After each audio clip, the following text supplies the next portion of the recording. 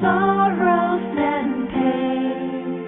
Bless us all with joy and hope. Love and care for each one in this world.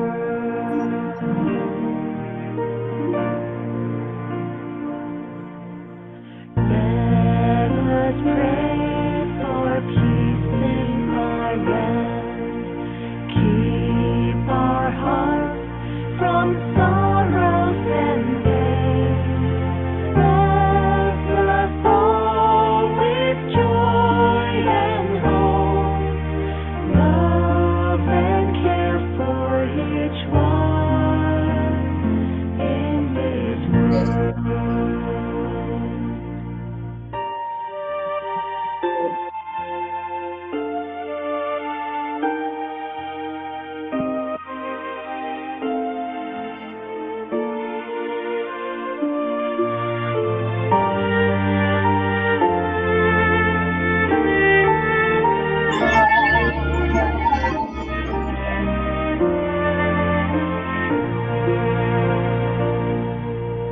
Let us pray for peace in our land.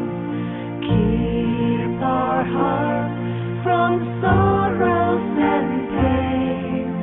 Bless us all with joy and hope. Love and care for each one in this world.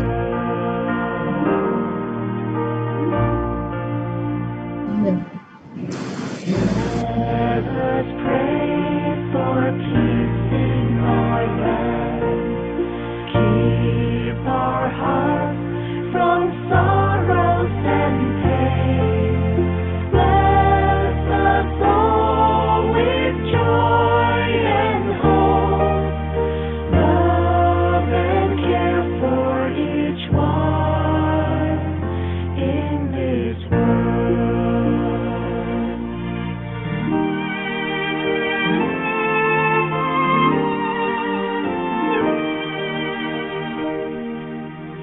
Love and care for each one in this world.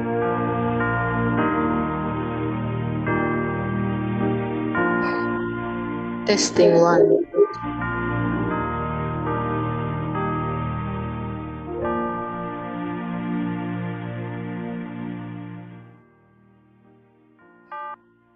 Testing one.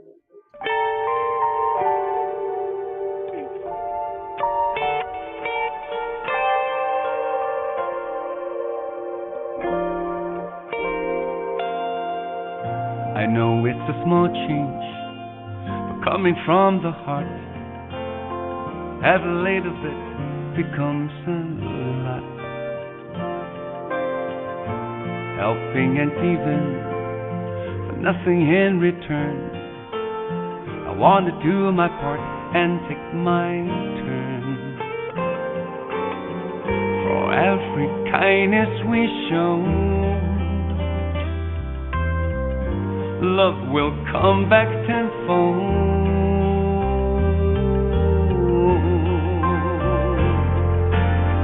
That's when I started to know. That's where my heart began to grow. It's just a tiny flame, but 1,000 light up the darkest night. I'm adding one more candle to the light. I know it's a small change, but coming from the heart, every little bit becomes a lot. Helping and giving, but nothing in return. I want to do my part and take my turn. For every kindness we show, love will come back tenfold.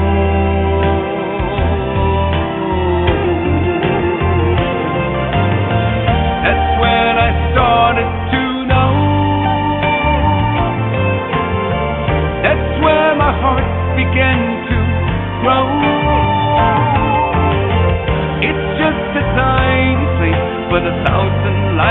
the darkest night, I'm adding one more candle to the light.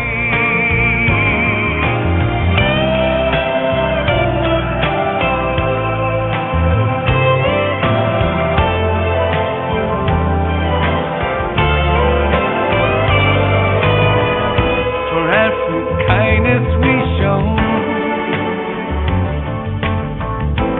love will come back tenfold.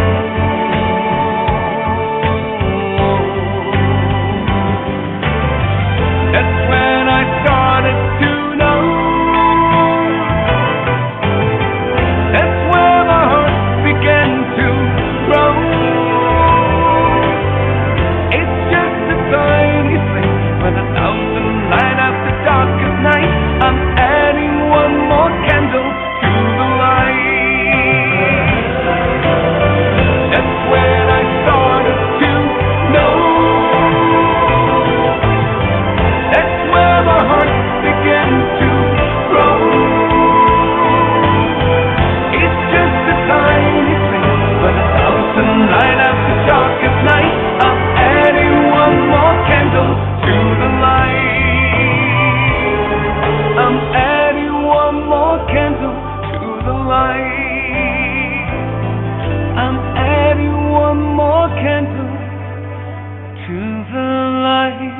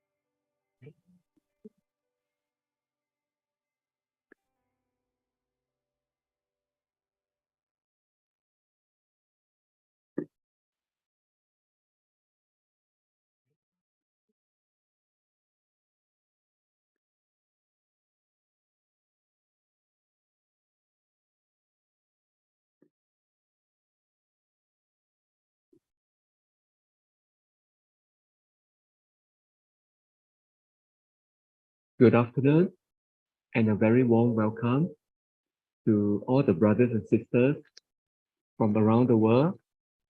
Thank you very much for making time to join the second Tzu Chi English Volunteer Training for 2023. My name is Yu Ching, and I had the privilege of being your MC for today. The theme for this afternoon's event is creating a compassionate global village. So without further ado, let's start the program by paying homage to the Buddha with the usual 3 bows. For those of you who are of a different faith, you are welcome to show your respect in your own ways. So let's start. First bow. Second bow. And the third bow. So let's start. First bow. Okay, and let's sing the Tzu Chi anthem together.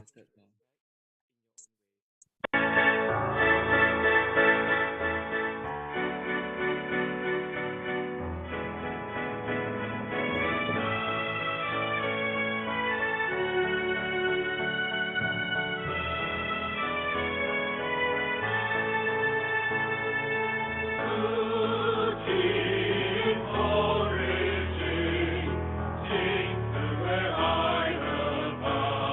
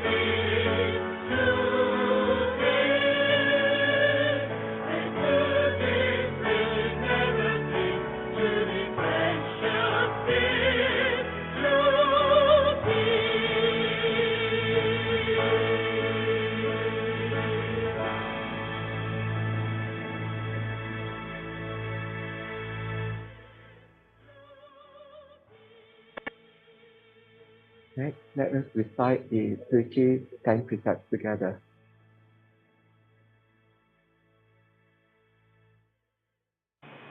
One, no killing. 2, no stealing. 3, no sexual misconduct. 4, no lying. 5, no drinking. 6, no smoking, using narcotics, or chewing betel nuts. 7, no gambling or speculation. 8, practice filial piety and develop pleasant manners in speech. 9, abide by traffic laws. 10, no participation in political events or demonstrations. 8, practice filial piety and develop pleasant manners in speech. 9, abide by traffic laws. 10, no participation in political events or demonstrations. Tzu Chi's mission statement. The Buddhist Tzu Chi Foundation carries on the Buddha spirit of great unconditional loving kindness and great universal compassion, and adheres to Venerable Master Ying Sun's noble aspiration for Buddha's teachings for sentient beings, to undertake the work of helping the poor and educating the wealthy. Therefore, our ideal is to cultivate loving kindness, compassion, joy, and equanimity as we take action to save those in pain and suffering.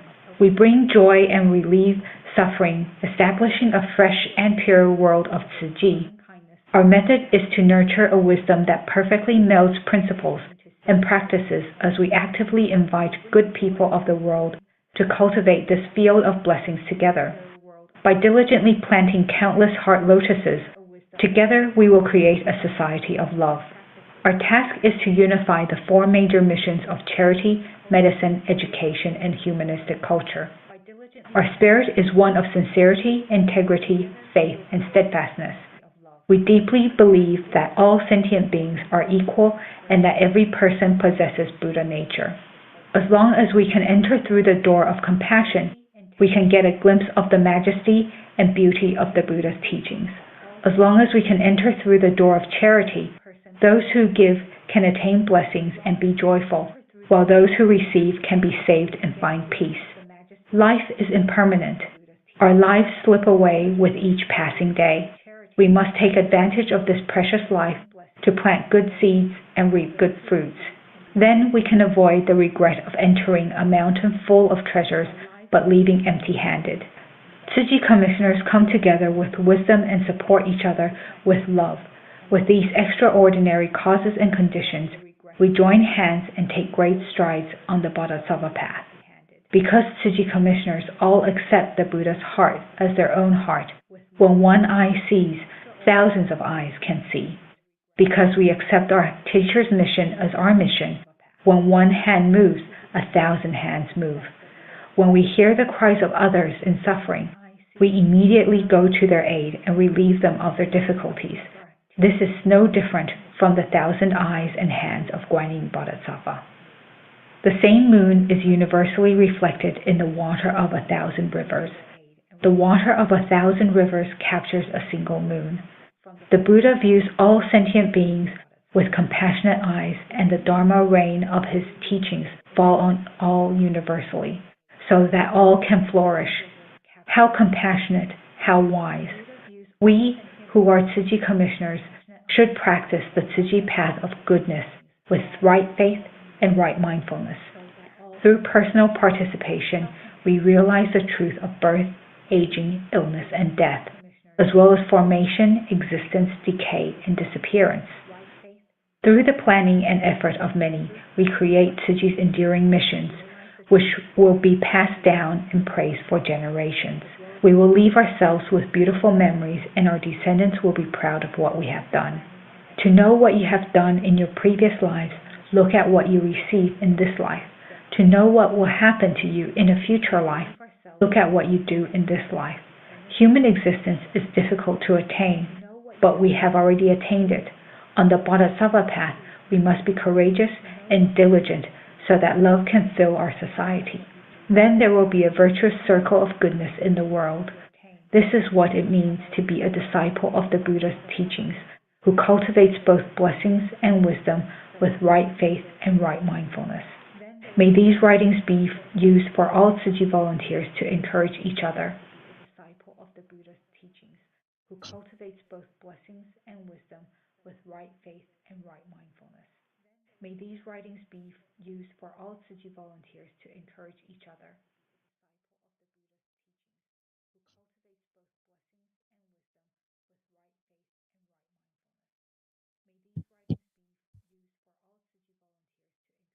Okay, to start off the program for this afternoon, our first speaker is Venerable Sir Yuan. May I invite everyone to pay respect to Venerable with one bow. To start off the program for this afternoon, our first speaker is Venerable. Thank you very much, Venerable Sir Yuan. We look forward to hearing your presentation. Thank you. You may be seated now.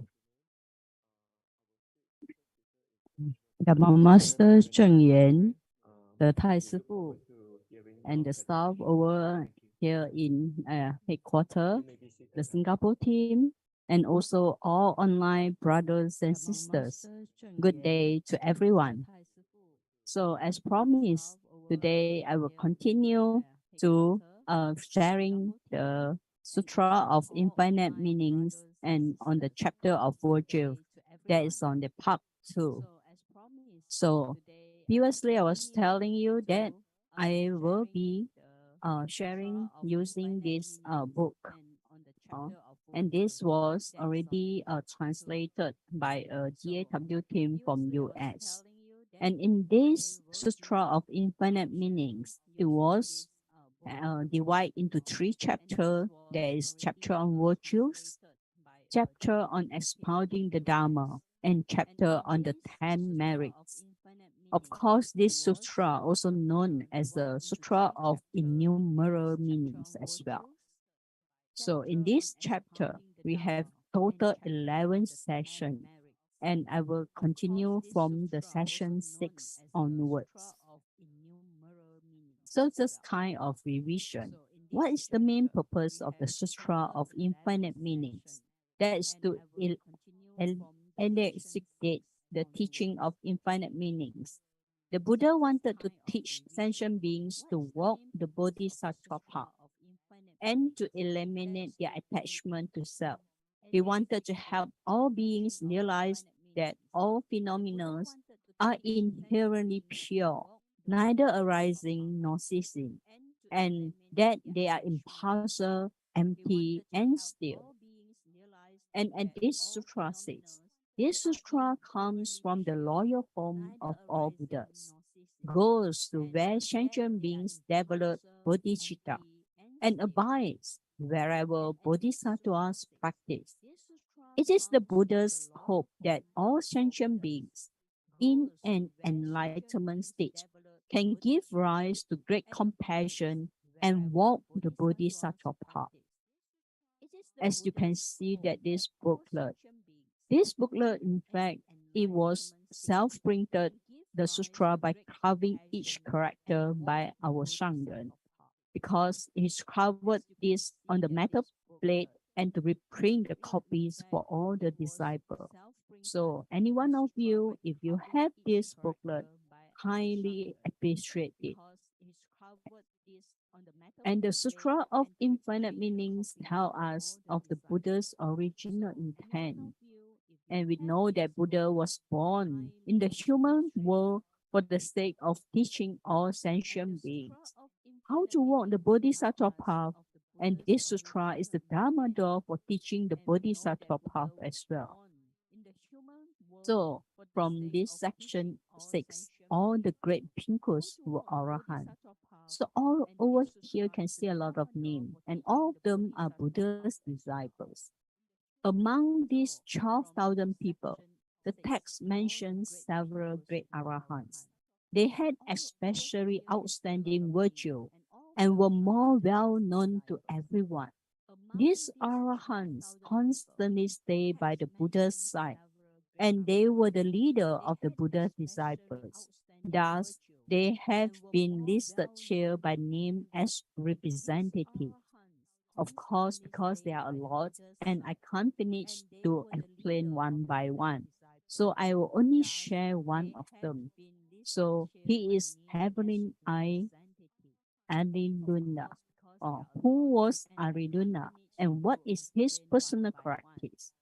In fact, Ariduna was the Buddha paternal cousin, and daily life in the Sangha was the same, and by the Buddha side, listen to the teaching. And what is his personal characteristic? When he wanted to listen to the Buddha expound the Dharma, he would begin to knock off. So, how did Buddha teach him? And why did he make this aspiration? The Buddha exhausted every method in his attempt to teach him, even reprimanding, accusing, and scolding him very loudly, saying that you must love to sleep. How can you sleep when you are listening to the teaching? If you love to sleep so much, you might as well become a master. You could simply close your master self and sleep for 3,000 years. So Buddha hoped to provoke a sense of remorse within Arinuna and cause him to feel very ashamed. And from that time onwards, he formed an aspiration. He was telling himself that I absolutely will not sleep. I will never ever sleep. And thereafter, not only did he refuse to sleep during the daytime, but he even purposely kept his eyes wide open, unblinking during the night time as well. So he does not to do this only 2 or 3 days. But once he made this aspiration, he did not rest for many days and so on.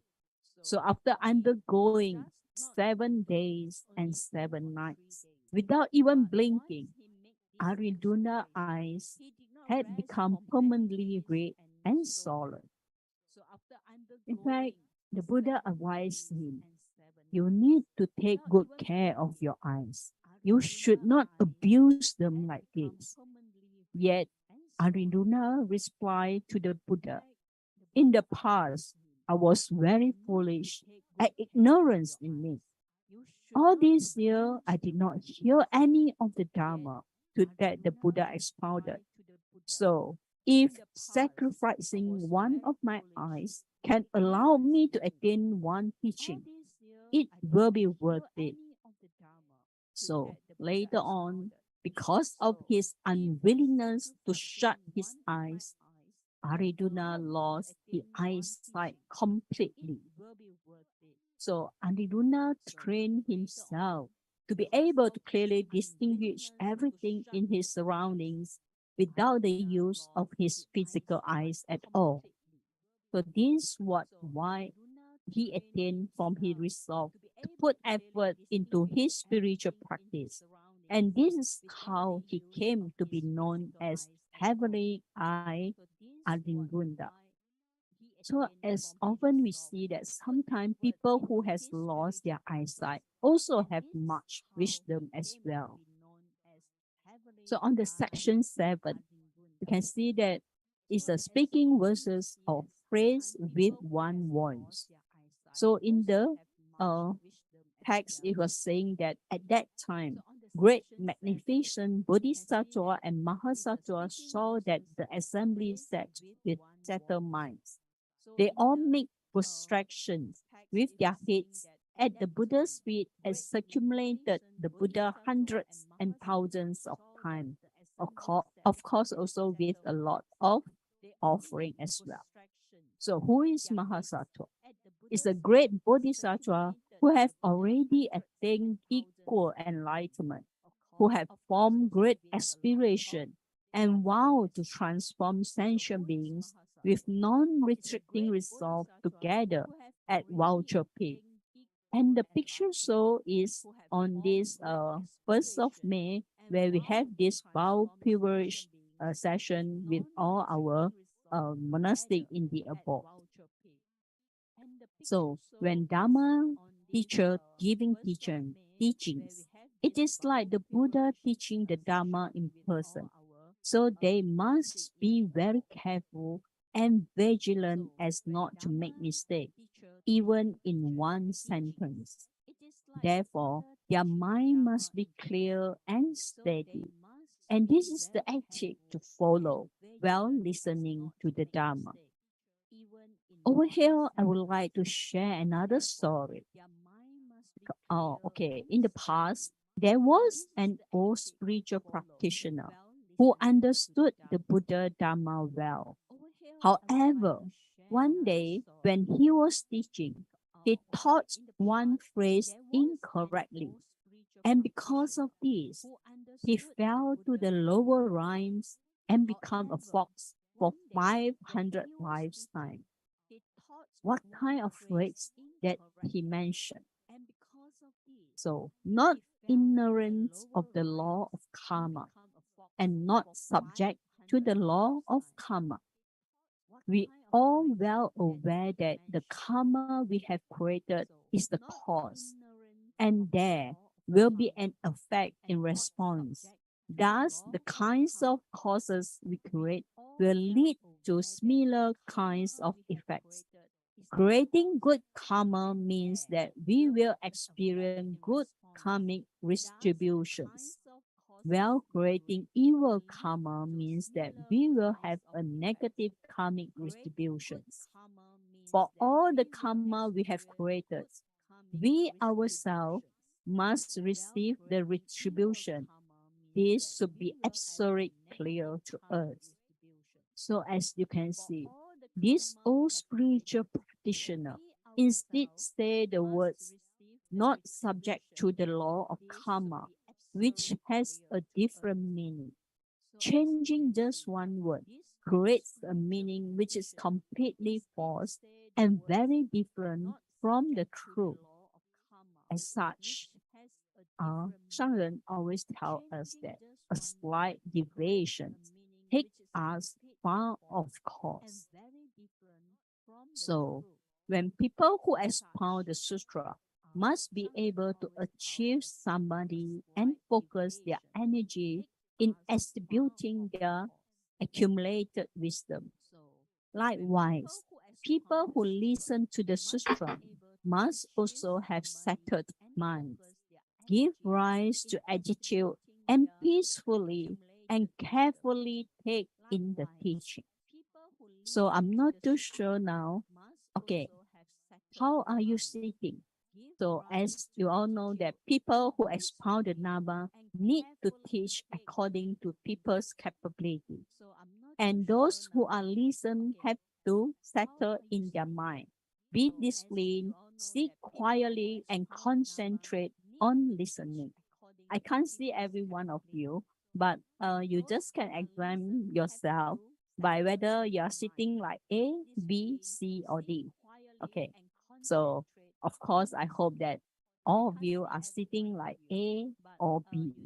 Okay, so of course, this is also an ethic when you are listening to the people who expound the Dharma as well.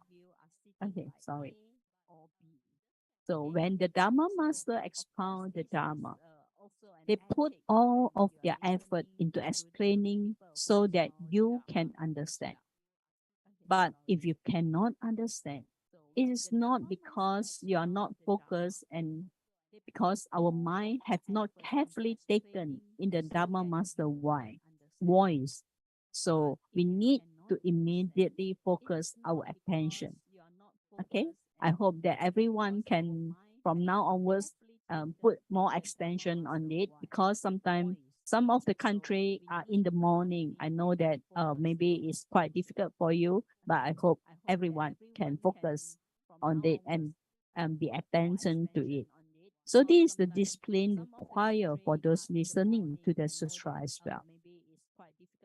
So people used to make a lot of offering. Anyway, Buddha has said, you do not need to build monasteries, stupas, or temples. If you just uphold the Lotus Sutra and further teach it to others, the merits of this will be very great. So Buddha hoped that all people could follow the teaching of the Buddha Dharma uphold them, put them into practice, and teach them to others in turn. And from the point of view of the Buddha, material offering neither add nor take away anything, because what he wishes for most is we make offering of conduct. So to hear the teaching and listen to the sutra, they need to be sincere and reverent. Among the offerings mentioned previously, so these offering of conduct are the most important. So as you can see in the picture shown, so all the volunteers from all over in Taiwan, they came back to the monastery and to help us to do a lot of things. Of course, one of them is harvesting the tumeni and also to clean the carpet and to put it up there. So they have to use a lot of strength as well. So coming to the section 8, the great Lord of Sages. So over here, it was telling that then all went forth to kneel on their right knee with palms pressed together, and with one mind and one voice they praised him in verses.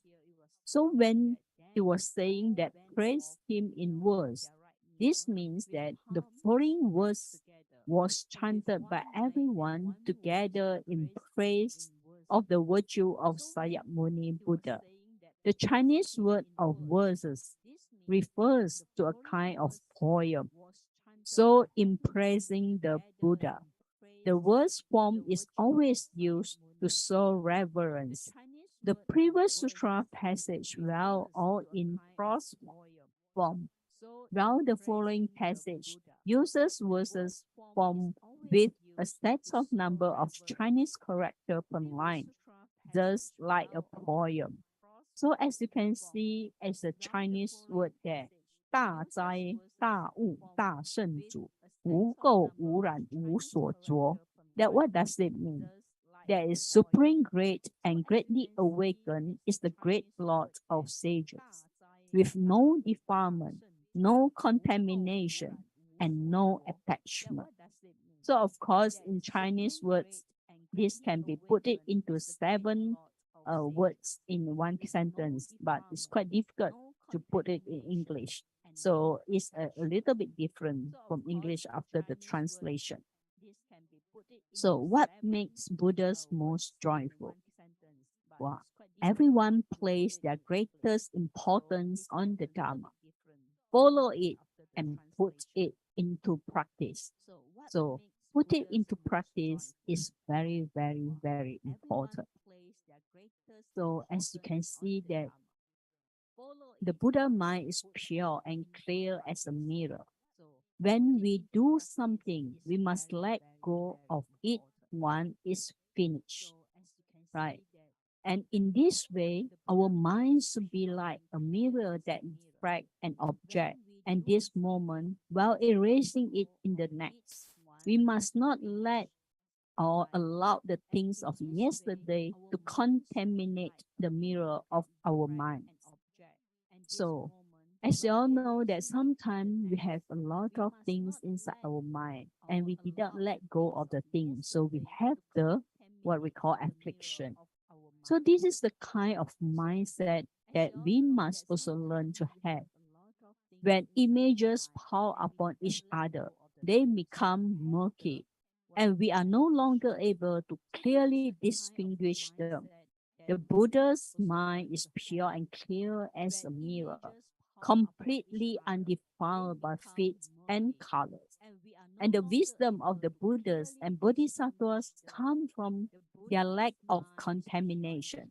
When our minds remain undefiled and are not tied up by affliction, we will naturally develop wisdom. And with this wisdom, we will be able to transform sentient beings. So over here, I put a big question on that. So this is the question I did ask. So sentient beings' character is affected by our environment. I'm not too sure whether you agree or not. When we pick up something that is fragrant, after holding it for a long time, our hand will also have this fragrance. Just like when you pick a rose, a flower, I believe that you feel the smell was very good. And if we constantly bathing in the Dharma, our character will be very pure. So the Buddha's virtues and character are very great. They are like a tranquil and pure fragrance. For us sentient beings, our character is affected by our environment, right? So the Buddha's influence all the sentient beings, so his character is described with the words. His cultivation and virtues are like wind or fragrance. So in Chinese, it was saying that 道香德香熏一切. So environmental education. Environmental education means that teachers create a good learning environment for students so that students can establish correct value under the influence of their eyes and ears, so as to achieve subtle effects. Of course, as you can see in the picture, this was they do not have a classroom, but still the student was learning under a tree. So it was happen in some of the country like in India and also in some of the South Africa country as well. So it is not the intelligence of original people with their worldly knowledge and cleverness. The intelligence of sentient beings cannot distinguish good from evil. If we take the path of goodness, we will work hard to create goodness. If we take the path of evil, we will work hard to create evil. So that's why we have to take path of goodness. This is very important. Over here, I would like just to share one of the story.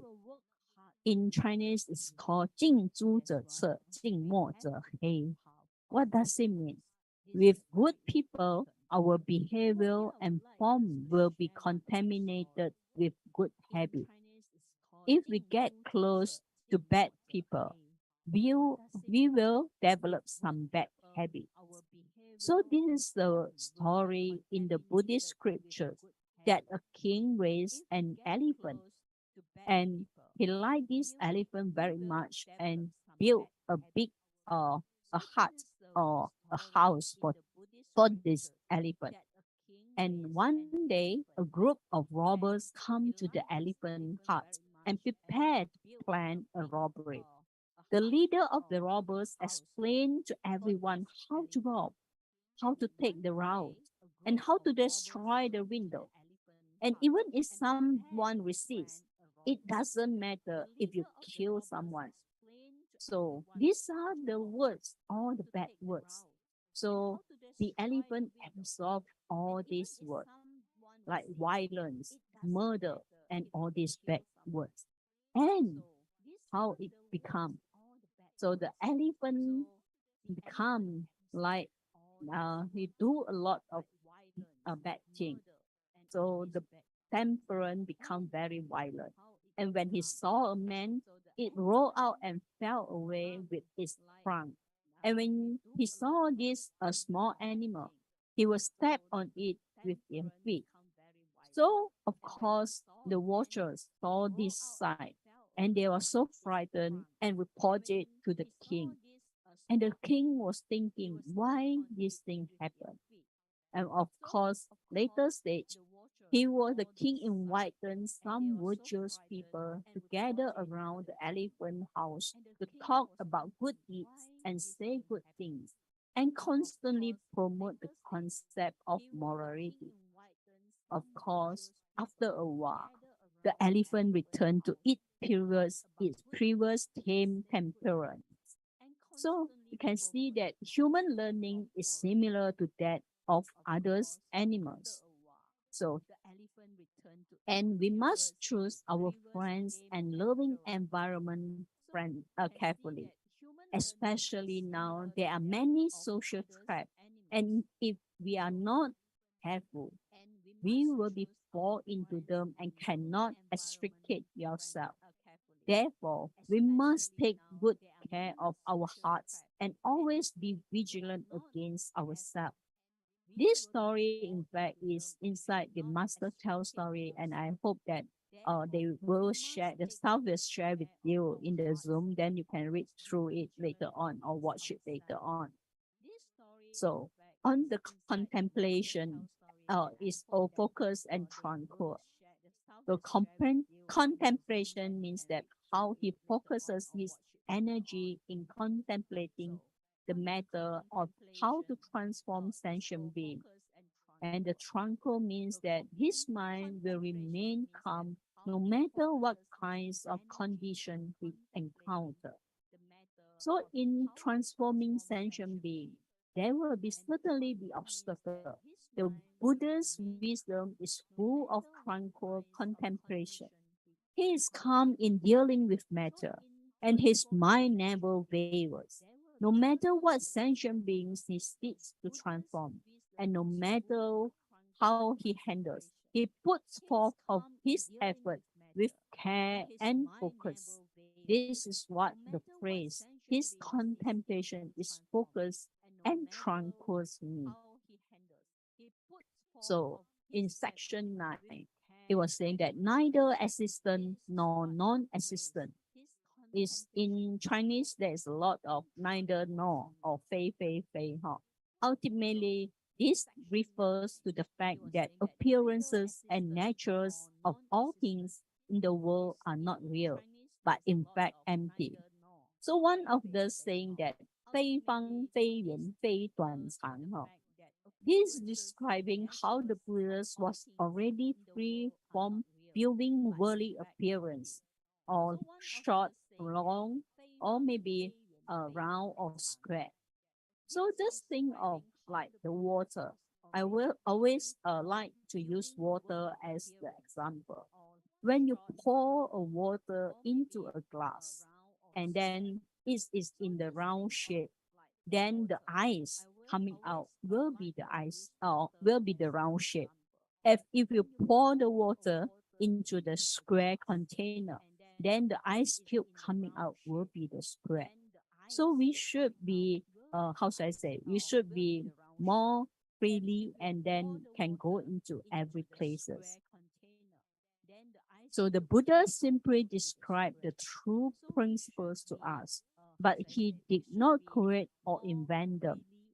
When he expounded the sutras, he always spoke very humbly. And this is why we also have to learn to speak very humbly. So, Churchy commissioners must train themselves to have the spirit of Bodhisattva, must not attach to what we have done. We must not allow our minds to become defiled. We should not compliment or praise ourselves. So sometimes, after doing just a little bit, we will like to show out and also tell people that what we have done a lot. So these are something we have to be, how should I say, to avoid it. So we should not worry about whether others know about this or not. So Buddha's 4 demeanors, walking, standing, sitting, or lying down, could transform sentient being, right? So as the Buddha's disciple, we must ensure that our manner and conduct are capable of influencing and transforming sentient being as well. So again, it was reminding us about our standing, sitting, and lying down. So I hope that everyone also sit upright. Okay, yeah, and then listen carefully. So the Buddha never rests, but working for the sake of saving and transforming sentient beings. So in the section 10, the 32 monks and the 80 characteristics. 32 monks So the Buddha demeanor and appearance were completely different from an average person. The active characteristic, his physical appearance as having active, very positive characteristic. So over here, so these are the how we look at our the Buddha. So over here was telling us about the fivefold Dhammakaya. So percept, samadhi, and wisdom are indispensable in spiritual practice. Every disciple of the Buddha must practice and uphold the precept of the rules. So lay practitioner must at least uphold the five precepts, which are great foundational precepts of Buddhism. And worldly desires are powerful, and only by upholding the precept will we able to prevent ourselves from transgressing due to the desire. So only by upholding the precepts can our minds be settled. If we do not uphold the precepts, we will be unable to settle our mind. Why is this? Refrain from all evil is the function of the precepts, while uphold all that is good. Refer to the diligence with which we must engage in spiritual practice. We must prevent bad things from occurring and not allow thoughts of evil to manifest. Again, it is important guarding against evil. So when wisdom arises, our Buddha nature manifests. If we can attain wisdom, we will be able to differentiate the principles and the workings of things, and our minds will not be influenced or waver in the face of affliction. So, with percept, we give rise to samadhi, and with samadhi, we will develop wisdom. Once our wisdom is able to develop, the bonds in our mind will be untied. So when the right views arise within our minds, then we will no longer be covered by the distorted illusion of the world. So coming to the last section, taking refuge in the form of the Dharma body and form body. So of course, all Buddhas manifest three bodies: Dharma body, reward bodies, transformation body, and form body. And his taught the Dharma in according with sentient beings' capability to transform their mental karma of mind and to eliminate their habitual tendency. So over here, it was saying that playing and budding. So what does it mean? Freely traveling regularly comes and go from this world. Budding, or metaphor of everyone being submerged in the pool of Dharma. So of course over here, I like this picture very much. If I pour the Dharma water to all of you, and you use an umbrella to restrict it, so can you absorb it? Okay, constantly bathing in the Dharma water, using it to make their body and mind clean and at ease. So I hope everyone can absorb it. So over here, it was saying that the Buddha was able to give out all that is hard to give out, such as wife, children, and also kingdom.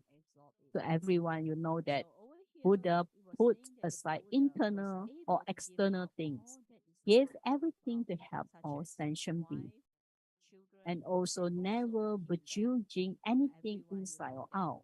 His head, eyes, marrow, and brain all are given to others.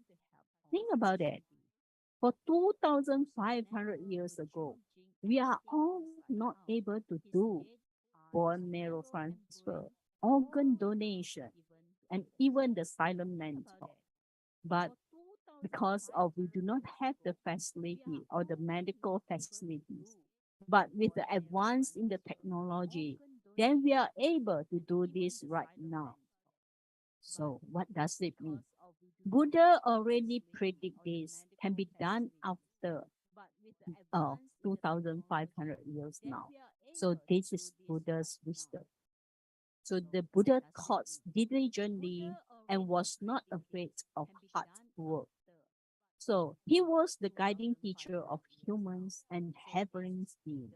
And we must be retrained in the virtues and transform sentient beings without fear of hardship. And what should we learn from the Buddha? We must learn the Buddha's spirit and use his compassion to guide sentient beings onto the right path.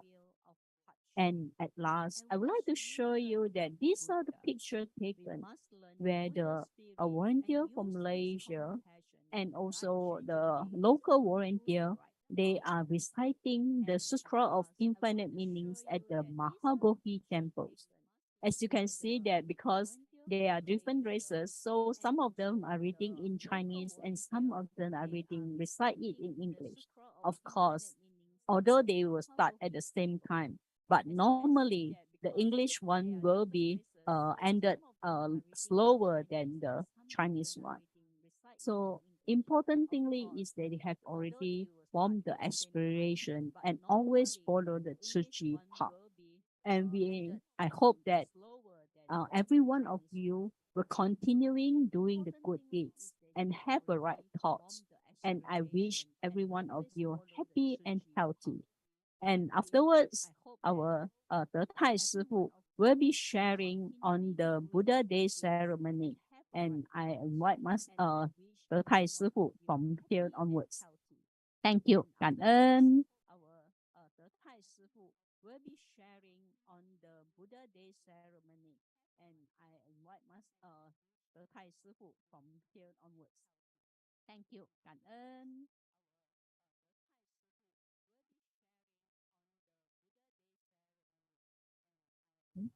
Dharma Master Chen Yan, Master De Yuan, and all the online brother and sister. Good day to everyone. Today, my topic is the meaning of Buddha Day ceremony. My sharing is divided into 4 sections. First is Buddha birth and the truth. Second is Dharma Master Chen Yan's scripture.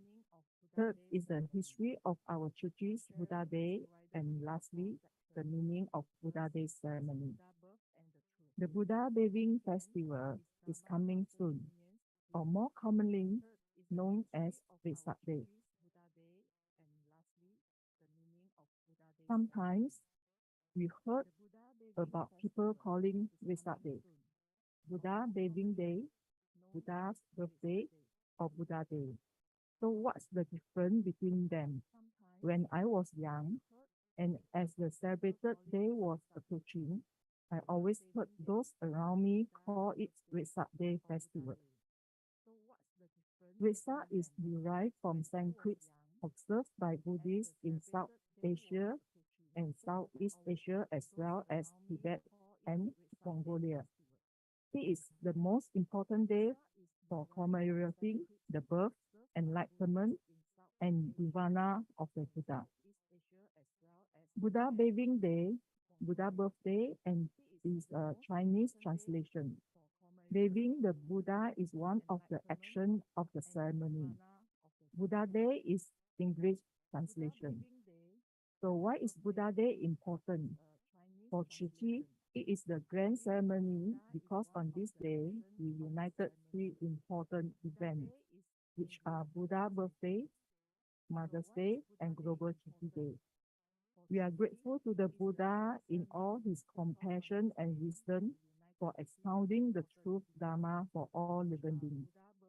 2,500 years ago, the Buddha was born and witnessed the suffering. So he vowed to relieve internal suffering for all living beings.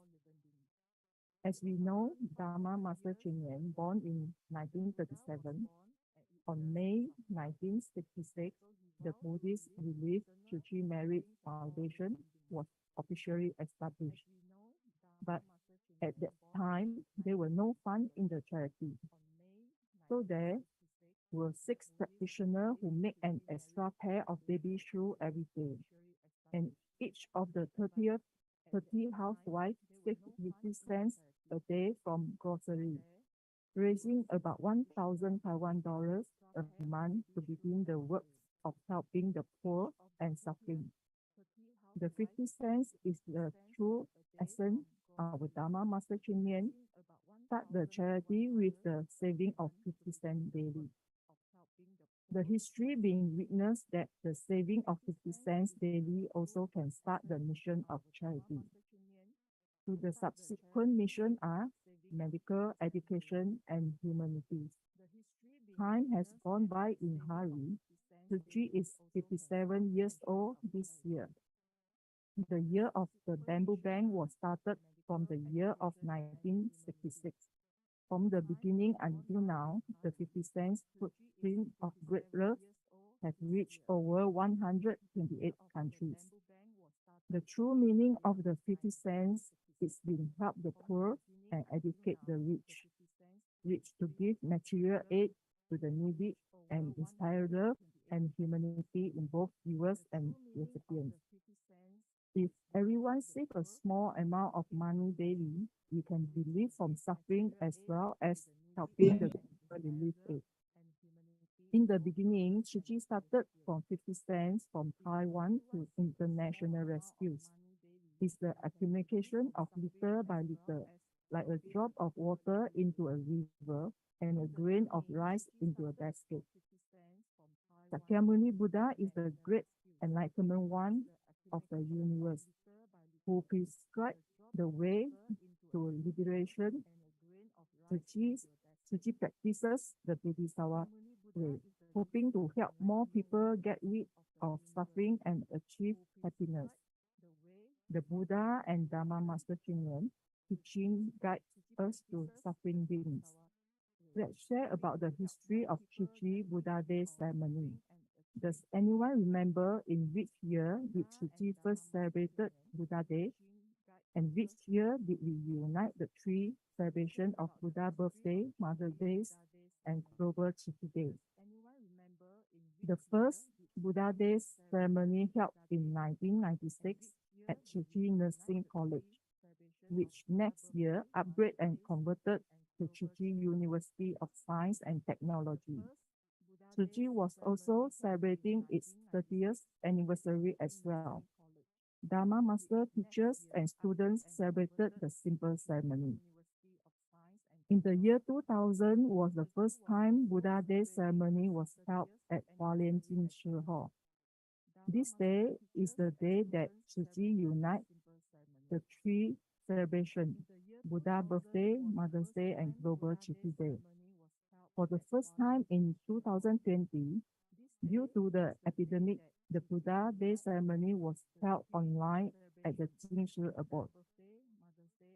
From the first ceremony in 1996 with a baby statue of Buddha till now, with the Great Enlightenment One of the Universe statue.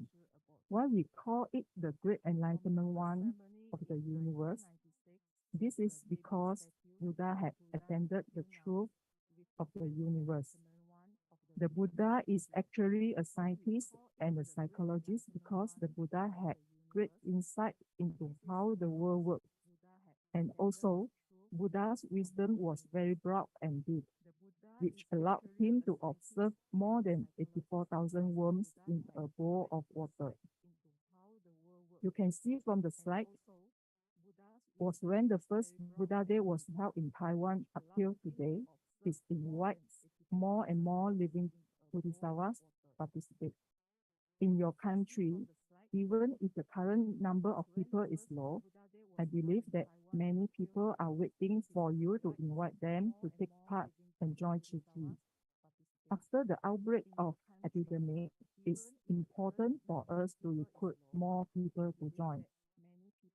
As well as in overseas, for example, bonsai picker, look at the table, it simply only has coconut shells. But this picture shows the beauty of the group tidiness. So why do we need to bathe the Buddha? In fact, the Buddha is originally pure. So why is there a need for us to clean? Each year, the ceremony takes place is the time for us to reflect and to clean the defilements, which has clouded our Buddha nature over the long time. And now we, with almost sincerity, will replace it by the Buddha nature. Every day is Buddha Day, as long as our heart gives rise to awakening and attaining tranquil peace. Then every moment is the Buddha Day, right?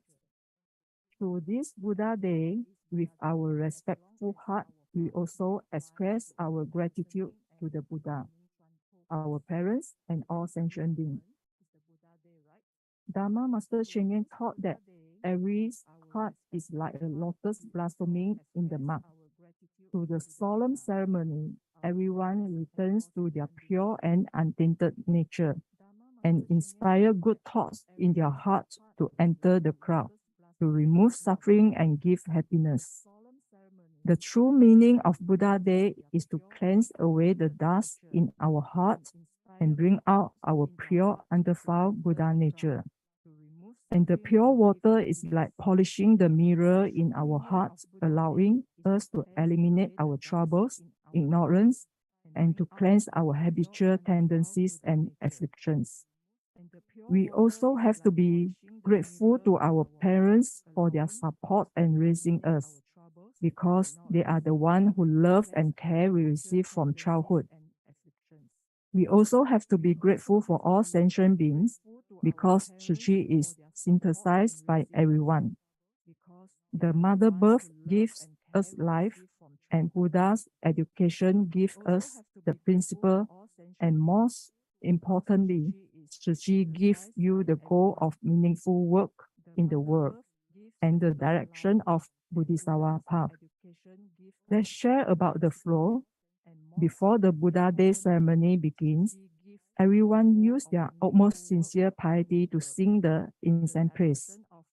During the ceremony, this incense praise is sang by our Master Chi, although have left us for 2 years. But the spirit of Master Chi was passed on to us. The incense praise is part of the beginning of an official Dharma ceremony. We pay homage to incense cloud canopy Bodhisattva Mahasattva. This is our way to invite all Buddhas, Bodhisattva, and all Dharma protectors to join us and pray with piety of the Dharma assembly. The following part is the song of the provenient eulogy of Buddha. This lyric was devotion and praise by Buddha past life. A long time ago, the Sahawa was a Buddha called Pusa Buddha. When he saw the Pusa Buddha, the Buddha is very solemn. So the Sakyamuni Buddha with folded hands saying with devotion and admiration, as well as with one foot on his own and his hand together, which like the picture. He continued to praise this Buddha repeatedly for 7 days and nights. During the day, his mind was keeping calmness and completing his meditation and wisdom. Let's take a look at the lyric of the provenance eulogy of Buddha. In the heaven and earth, nothing can compare with the Buddha. Throughout the world, he is without match. Of all that I have seen in this world, there is nothing can compare to the Buddha's wisdom. From the ceremony, with utmost sincerity to pay respect to the Buddha for the following step, as we offer candlelight, flower, incense soup, and as well as we vow to the Buddha feet, and then pass on the blessing. As we offer the candle, may we light up the wisdom within us. We hope to illuminate and bring light to the world. As we offer the flowers, may flower bloom throughout the world. And may this blessing and well wishes be passed on to all those attending the ceremony. We bow to the Buddha feet. We give a 90-degree sincere bow to the Buddha to express our sincere humbleness to Buddha and to receive the Buddha's teaching. May the wisdom of the Dharma water cleanse us of the impurities in our hearts as we bless each other with gratitude and love. This year, we have a new etiquette, which is receiving the Dharma fragrance. We sincerely accept the Buddha Dharma. This year, we have a new ceremony table presenting like a vulture peak, which enable us to clearly see the purity and wondrousness of virtue. We are waiting to see what's the new one. So next Sunday, please remember to attend the ceremony on time. Remember, vegetarian diet is very important for everyone, which allow us to form good affinities with all living beings. Our sincere vows to avoid killing any life, to turn away from eating meat into eating vegetarian food. The part of the ceremony we will sing is the Buddha bathing verse. Is the Buddha teaching to get the effect of purifying the mind, and with a pure mind in order to correspond with the Buddha's mind. Let's take a look of this lyric. Today I come and I pay sincere to respect to all Buddhas. Buddha's Dharma water of compassion and wisdom purifies all defilements. May all sentient beings within the world of 5 defilements be rid of all impurities. The merit and virtues of transformation as deep as the ocean. In the praise verse, there is a verse say that when we bathe the Buddha with water, we should bathe with a devout heart, like a pure Buddha heart with pure perfume. Let's express our gratitude in respect to the Buddha for this supreme compassion and wisdom. And we wish all sentient beings all over the world to be free from disasters and famine, as well as to have the same purity as Buddha. So next Sunday is the ceremony of Buddha birthday, Mother's Day, and Global Tzu Chi Day. Let us express our sincerity and gratitude to the Buddha, our parents, and all sentient beings. We hope that through this ceremony, we can unite people's good thoughts and together pray for the world peaceful. It is also hoped that the public will get to know footsteps and spirit of the Buddha. So this year, 2023, due to the February leap month of the lunar year, and there is only one day between the Buddha Day ceremony and Tzu Chi 57th anniversary. Let's come together to bless the world with peace. And this week, we are starting to bake the birthday bun, which represent longevity. We look forward to see you all back home in Jingshi Abode. So welcome home. So this is my share. Thank you. On behalf of all the participants, we'd like to express our gratitude to Venerable Te Yuan for teaching us on the Sutra of Infinite Meaning, and Venerable Te Tai for teaching us on the meaning of the Buddha bathing ceremony. Thank you very much, Venerable Master. And Venerable Te Tai for teaching us on the meaning of the Buddha bathing ceremony. Thank you very much, Venerable Master.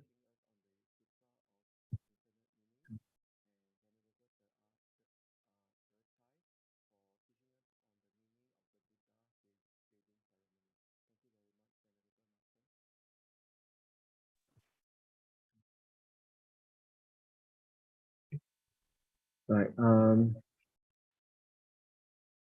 Okay, we just take a second to wish everyone who is not in a different zone a very good morning or good evening, because the participants today are from different regions. Right now, I'm speaking from Singapore. Right, our next speaker is Sister Jennifer Liu from the Department of Social Work, and let us welcome her to for her to share on her presentation, which is entitled Charity Case Home Visit. Sister Jennifer. Dear Master Zhen Yan, Sifu, and sister and brother, wait a moment, I share my PPT. Dear Master Zhen Yan, Sifu, and sister and brother, wait a moment, I share my PPT.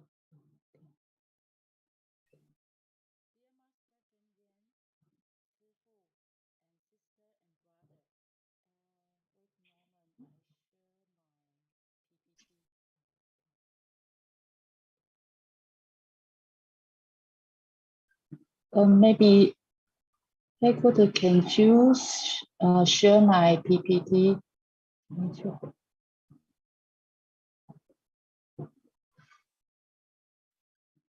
Maybe Headquarter can choose share my PPT.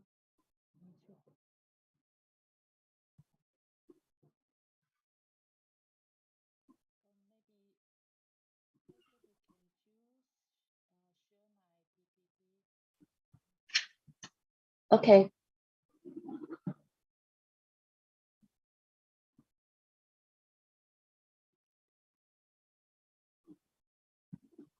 Hello, everyone. Brother and sister, today is the second charity visiting course. For the first time, we introduced the spiritual and principle of Chiji charity visiting, helping the poor to teach the rich, and teaching the rich to help the poor. And the five principles of disaster relief: directness, priority, respect, partially tightness. At the same time, we also learn the matter that should be paid attention to before, during, and after the visit. And the principle of communication. Remember to communicate from the other person's point of the view. Remember, we talk about when talking to the woman, don't forget her state of mind. Okay? And charity visits are a way of teaching us, as long as we are humble, patient, and are self-aware, then we can cultivate wisdom and compassion in all charity cases. Charity visits are a way of teaching. Okay, then we can see today I am going to talk about the evaluation and action of charity visiting. First, I will share the case we visited recently. We have been caring for a single mother and child for a long time. The mother did not have a stable and a normal job, and the things often happen. February, she said that the cost of living was tight, and she borrowed money from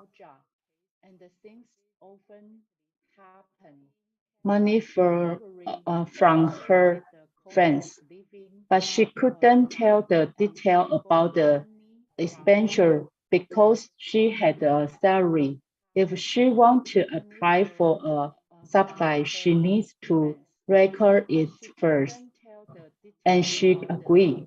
In my impression, the sum of in seems to only use a think clear as a mattress on the floor. He is afraid that she is afraid that the coal will be too cold. We can evaluate what there is any subject to buy a thin mattress, but it also depends on her competence opinion because it's his home space. Okay, on March 26th visit, the care reception goes to the work with the peace of mind. Every month, the number of the working days is the 20 days. and the monthly salary is about 13,000 NT dollars, currently living in the home of another case, Fan, Mr. Fan. He will help pay about 900 NT dollars for water and electricity. The case does not pay any fees of schooling. The care reception is developing going up. The cost of meal is relatively higher and is appreciated that the case has the gain weight and the higher. And some need the light-up. His light-up of the Tzu Chi Foundation give to the case to them for the online learning. The year before that was locked by the Hualien County government due to some setting edit when logging into the learning platform. After reading, Mr. Fang told us that he had a query with the Ying recently, and Ying moved away, and she didn't know where to live. Then we checked with her later. Mr. Fan explained why he had an argument with Ying. We have called to ask about Ying resistance. She is renting house in Jianqing, and the monthly rent is about 2,000 NT dollar. We decide to go to the rental office to see her later. No longer she sent a message to talk, inquire about the second-hand home appearance, balance, such as the washing machine and the electricity fans. Then we call her a meeting to discuss rental balance, such as the washing machine and the electricity fans. Then we call her a meeting to discuss rental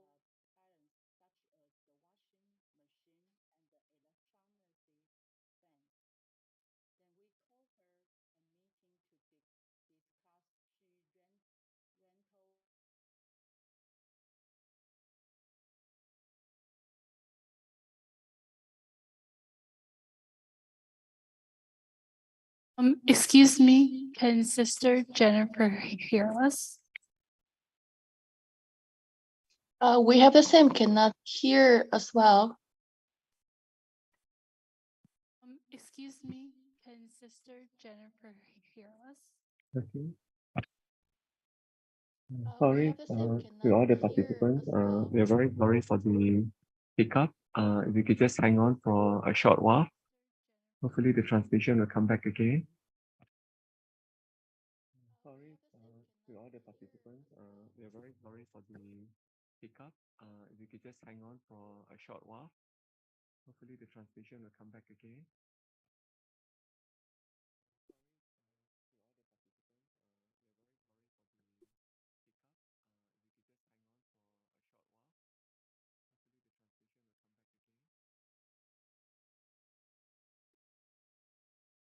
Hello, Sister Jennifer, can you hear us now?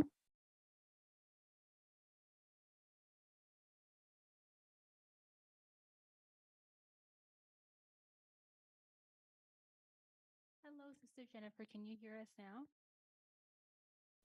We can see the screen, but they cannot hear actually.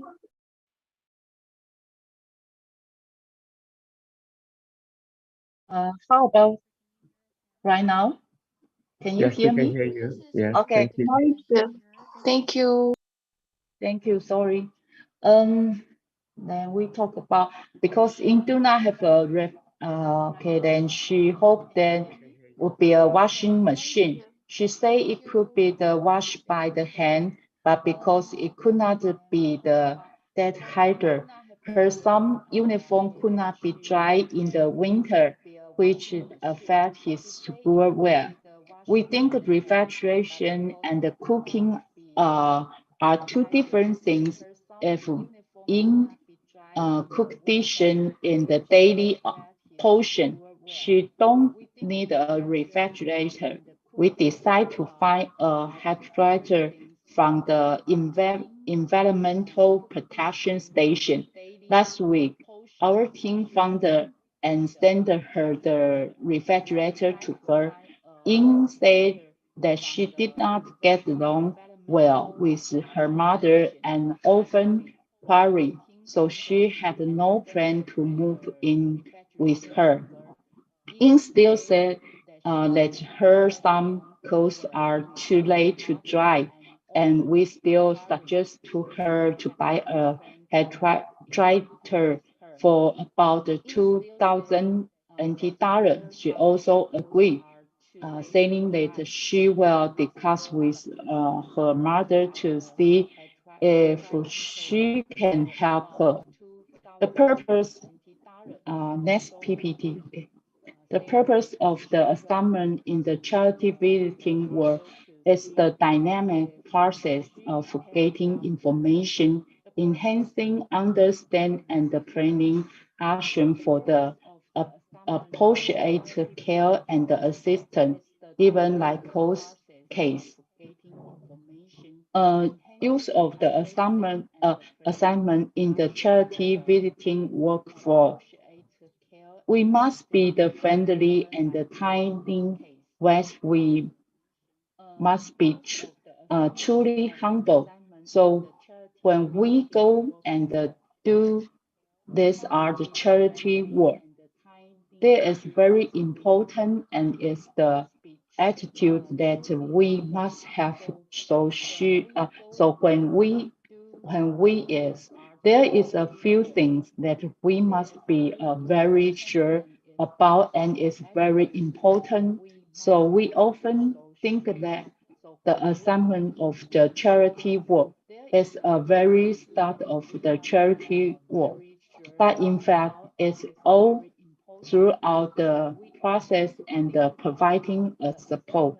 And even when we are about to close the case, we must also assess and we must think about and talk within our team about the way that we close the case of is there anything else we need to do before we close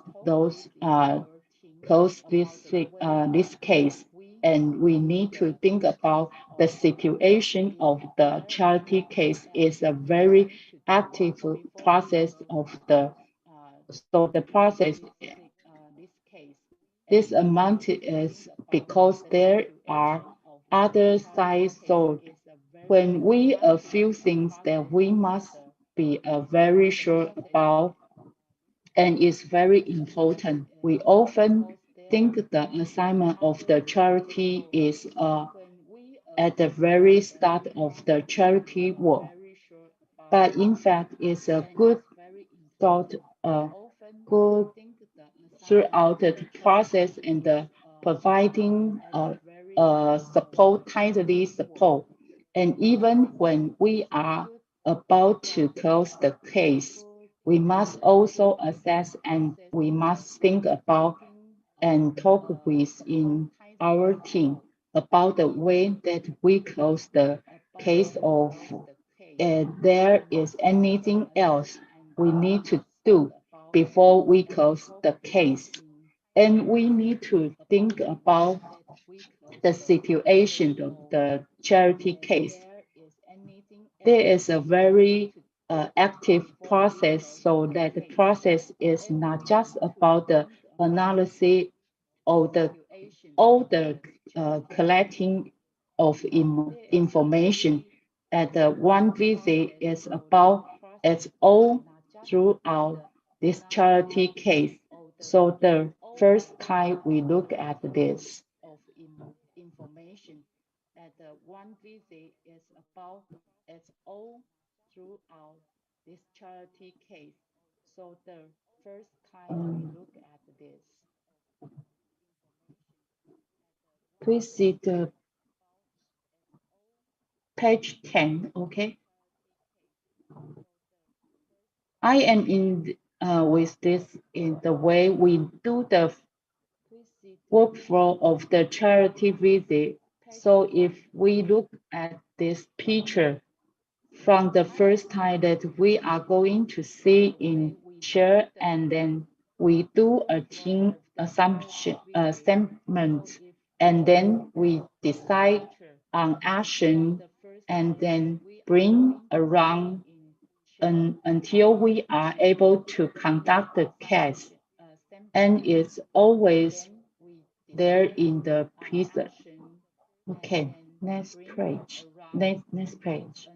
We need to put it within ourselves at all time, and this will assist us in the making assessment. So we must have a continuity, progressive, individually, attractiveness, objectiveness, and also a judgment continuity.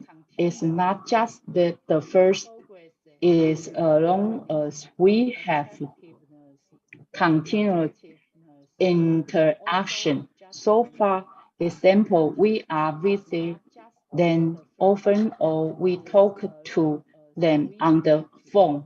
We will have new information that come through, and even we will understand the situation, and we will be able to take care of them and have a connection with them.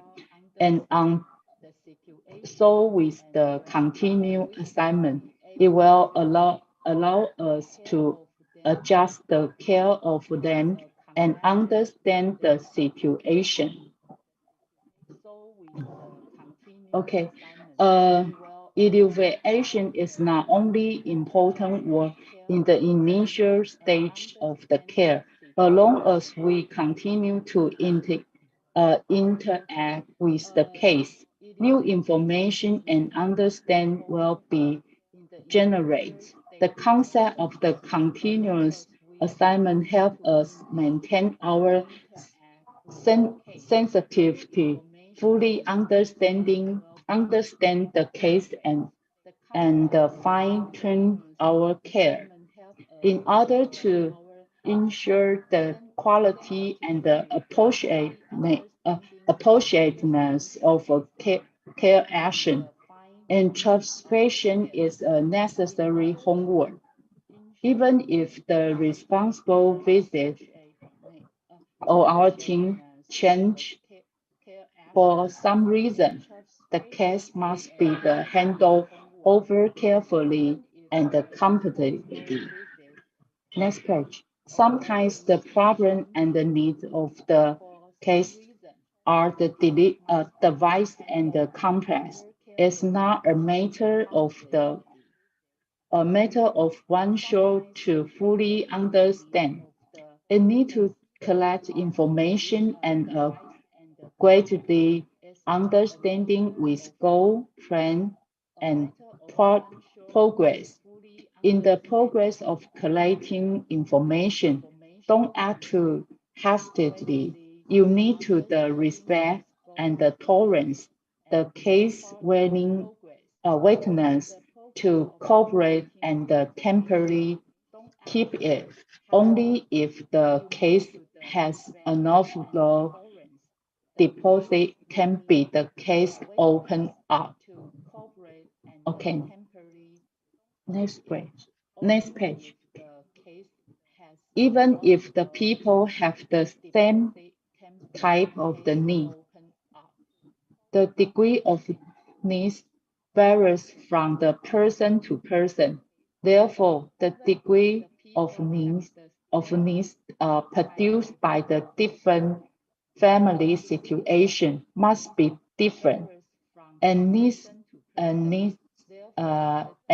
to be assigned according to individual family situation, even though the life story of different cases are similar. The personality of the character and the and the part of the story are not the same.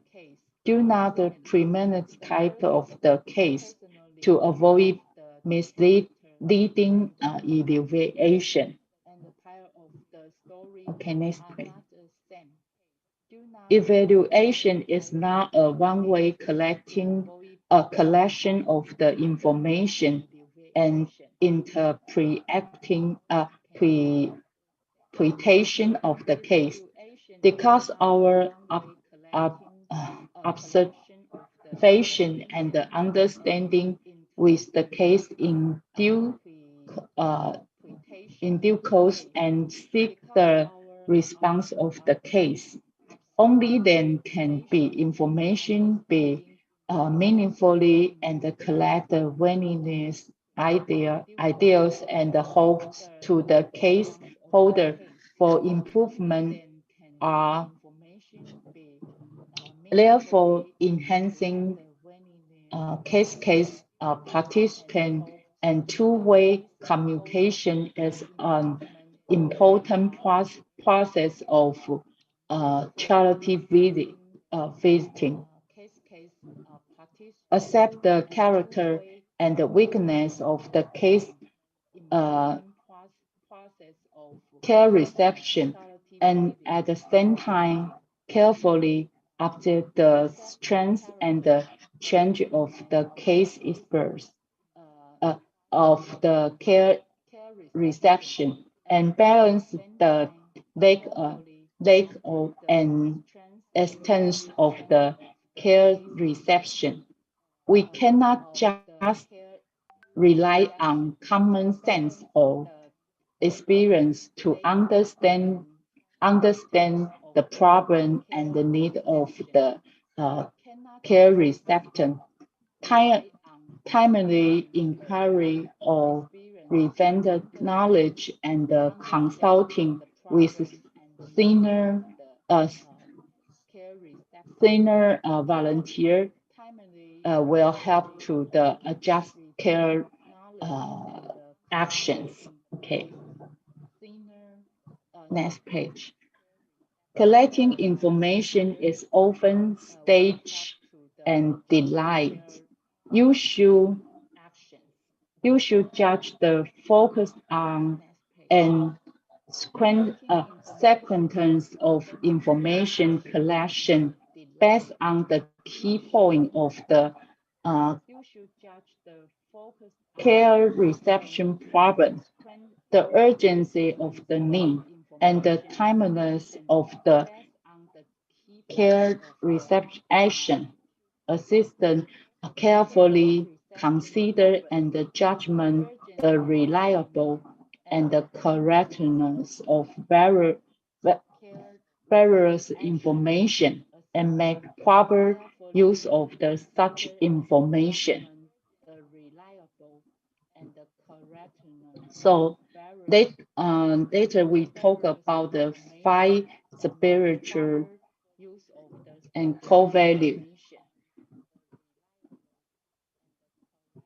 Next page. When making an appointment for the first time. Next page. It's advisable to tactfully but clearly state the reason for receiving the case and the purpose of the visit. According to the limit information obtained at the time of receiving the case. Drop up the focus on the care and the outline of the interview. Warm up the signs of before the interview.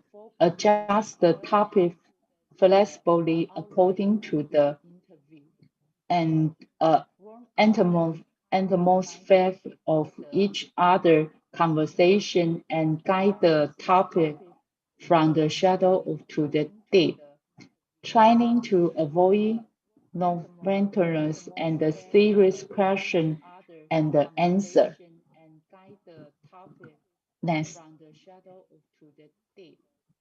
Moderately expressing the reason for concern about certain issue made the care recipient feel that the interview is making out of the concern rather than inquiring about privacy, making it easier to build up the defense.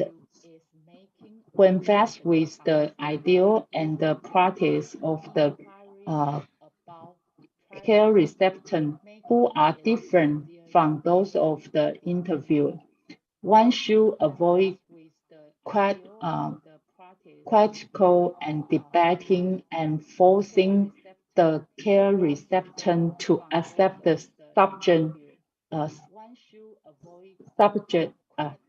subjection of the interview. Okay, next. In the face of the various expectation or requirement of the care reception, there is no need to make on-site promise. You can tactfully express your understanding of the care recipient position and then make a clear response after team discussion. Communication sincerity with care reception. Okay. Next. On the spot visit to the living environment of the case. Client and family members is patient. Others describe the case and provide various, okay? Query relevant knowledge, including law and culture of consultant expert. The experience and the feeling of interview and acting with the case. Next page. Next, the principle of caring first. So we can see some type of information collecting. I provide this information for you, and after the class you can reference. Okay, now we go to the 53 page, please. Because later I have so we quickly go to the page 53. Okay, 53. Yes, take the initiative to care about what assistance the care reception and confirm the appropriate degree of need and the way to meet it.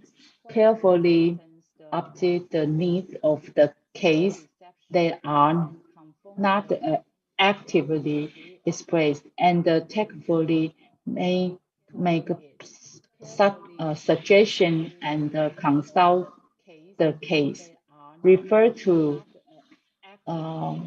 professional judgment or in the actor care about what needs the care recipient may have and understand the care reception feeling and through on their needs. So you can see that we call the Maslow 5 hierarchy of the need system. The basic is the physical needs, and to the top is the self-actual. So helping the poor to teach the rich and the consumption needs. So you can reference this can think about the people what the need, okay. And the next we can see the aspect of the caning action. Next page.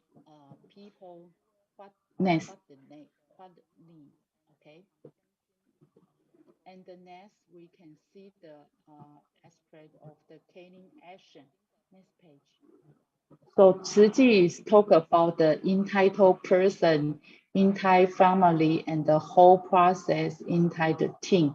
So you can find the care reception, what the name, like the in the charity category, like the long-term aid and home care, or maybe emergency assistance. And in the medicine category, they maybe need a medical care and financial aid. And as the education category, maybe we can provide the like the scholarship and financial aid. Also, maybe we can think about the life education and also we can call them to join our campus to more about the 慈济. And another about the culture category, maybe we can think about to inspire more 慈济 culture to the care reception via the 慈济, maybe like the magazine or the TV, etc. Okay, and next. Today we talk about the from the Master Cheng Yen say Buddhism in action. The relief of suffering is a practice of the Buddha's value. Loving kindness, compassion, joy, and equanimity.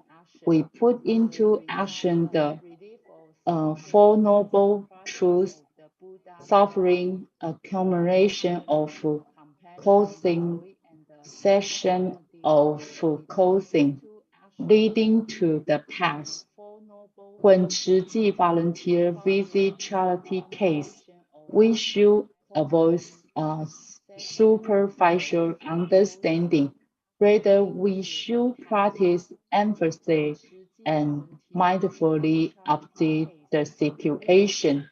So we then eliminate the suffering of our care reception. There is the practice of the Four Noble Truths as taught by the Buddha. First is the suffering is it. Second is cause of the suffering is craving. The third is there is a way to end suffering. And four is to end of suffering. You should practice the Eightfold Noble Path.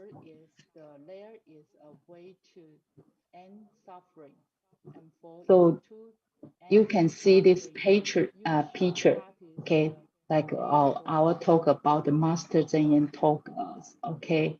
Then next, experience of the teaching rich in the helping the poor.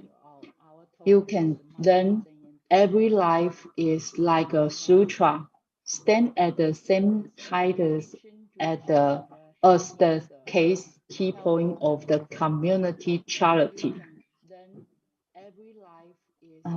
Next. Now we go to the 59 page.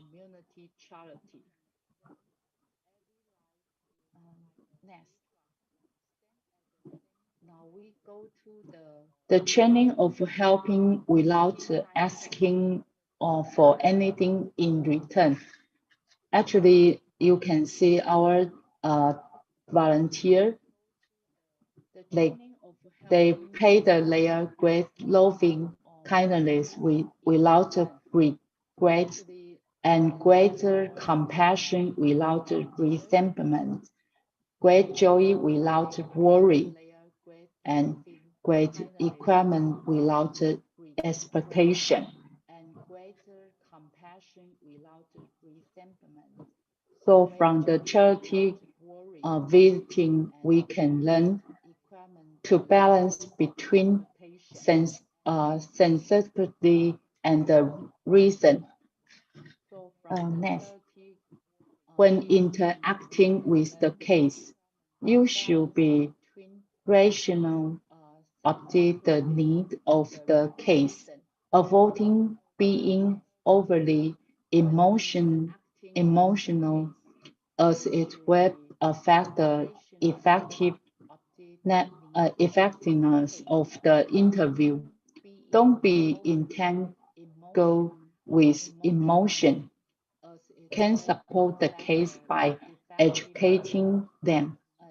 When analyzing case, it's necessary to balance between rationality and the sincerity and keep to the principle so it won't lead to improper evaluation. This teacher from the Dharma Master Zheng Yan. Above is our today I-sharing. Hope is useful to do the home visiting and evaluation, what uh, the care reception mean. Okay, thank you for your listening. Thank you. Thank you. Thank you very much, Sister Jennifer. Bye-bye. Yeah, thank you, Sister, for sharing with us a very comprehensive framework to help us manage Suchi charity care recipients. Sister Jennifer has shared on the importance of evaluating each care recipient empathetically, objectively, and systematically. He also stressed the importance of being respectful and maintaining effective and two-way communication so that we can accurately identify each care recipient's needs. Ultimately, we must aim to provide individualized care to meet the multifaceted needs of our care recipients with kindness and compassion. Okay, shortly, we're going to have a break. But before we do that, can we invite all participants to turn on your video so that we could see each other? And more importantly, we can take a group photo as well. So do leave your video on for the next few minutes. And more importantly, we can take a group photo as well. And during the group photo, please smile. Do leave your video on for the next few minutes.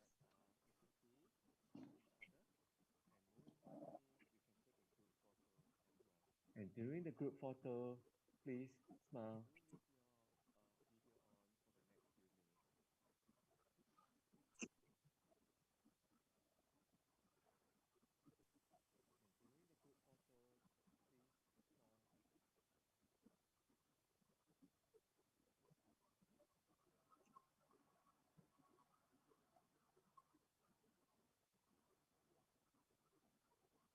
Okay, a kind, a gentle reminder to all the participants who have yet to turn on your video. Can you kindly do so so that we can have a group photo and also we can see each other's face and maybe wave to each other from different corners of the world. Many of you have not turned on your video screen yet, and I think the function should be at the bottom of your screen. It should say start video. And I think the function should be at the bottom of your screen. It should say start video.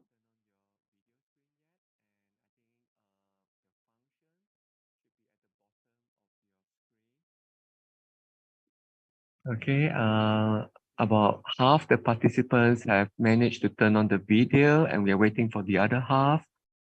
So do try your best to look for the start video icon at the bottom of your screen. On my screen, it's appearing on the bottom left corner. So do try your best to look for the start video icon at the bottom of your screen. Actually, it's very encouraging for some of the screens when they turn on the screen and you realize that it's not just one person, but many people, dozens of people sharing the same screen. So I think we are very grateful that so many of you are able to log in together from different countries, different time zone. So I think we are very grateful that so many of you are able to log. And I think to our Okay. brothers and sisters from the time zone where it's very early in the morning, like from Haiti, a very big thank you for making the effort of waking up early to join us. Okay, thank you, brother. So I think we got about everyone who turned on their camera, and we got all the shots needed. Thank you. Okay, then we can wave to each other before we turn off the video screen again. Thank you so much for being here. We are not quite finished yet, but we like to take a break. Right now it's about 15 minutes to 5 in Singapore. So if we take a 20-minute break and meet back at 5 minutes past the hour. So in Singapore, it'll be 5 minutes past 5 p.m. and in your respective time zone, 5 minutes past the hour. Looking forward to meeting everyone again shortly. Have a good break. So in Singapore, it'll be 5 minutes past 5 p.m. and in your respective time zone, 5 minutes past the hour. Looking forward to meeting everyone again shortly. Have a good break.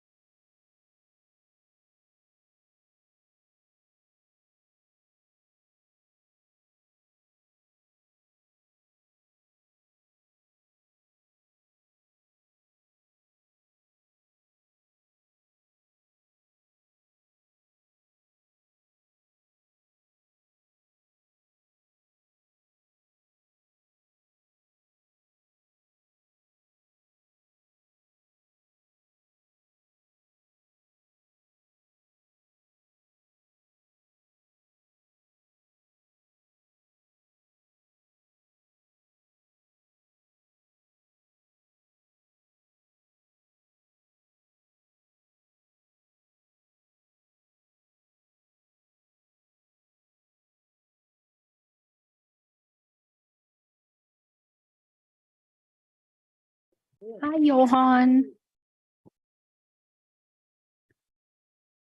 Hello. Hi.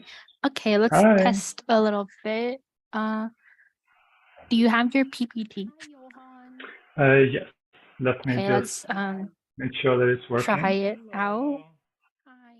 Okay, let's Hi. test a little bit. Do you have your PPT? Okay, give me a second. Okay, let's try it out.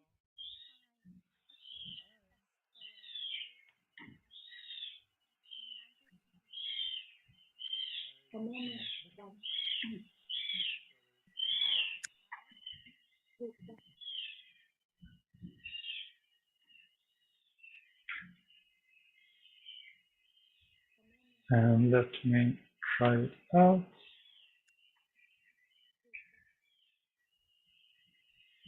Okay, there we go. And let me try it out. Just stop your screen sharing. Okay, there we go. Okay. Just stop your screen sharing. All right. Can you see okay? Yes. You don't have any videos, so I think it should be okay. Just animations, right? Yeah, Okay. no videos. Yeah. And then your background will. That's fine. Is that fine? Okay. I think it looks all good. Thank you. Okay. So All right. later on, our MC from Singapore will introduce you, and then you can go ahead and share. Okay. Should I leave my Okay. screen Yes. sharing on right now? You can we'll switch it back later, so we'll switch it back to our break slide. Okay. All right. Yes. Okay. Thank you. Thanks so much. Okay. Thank you. Screen sharing on right now? You can we'll switch it back later, so we'll switch it back to our break slide. Okay. All right. Okay. Thank you. Thanks so much. Thank you.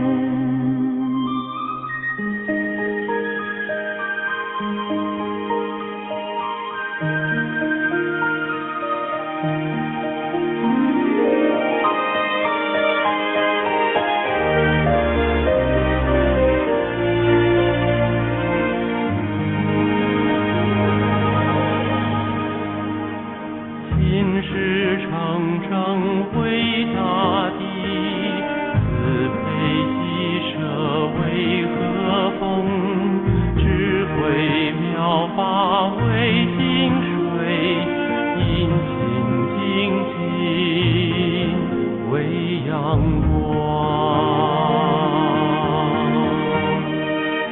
增长一些诸善法，去一些祸出无明，坚定到心里宏愿，爱洒长生净心灵。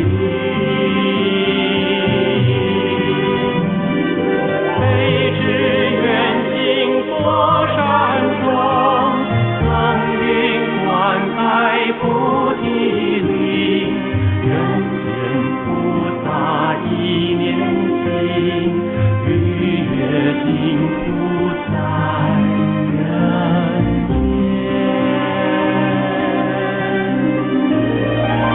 增长一切诸善法，是一切佛出灵，坚定到心里宏愿，爱下当生净心灵。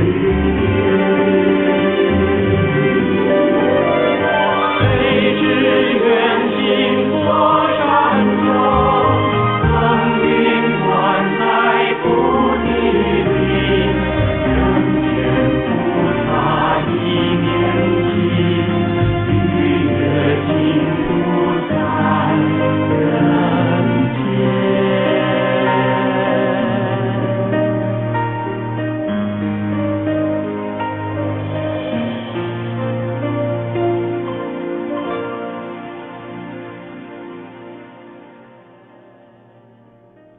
心是生生伟大的慈悲心。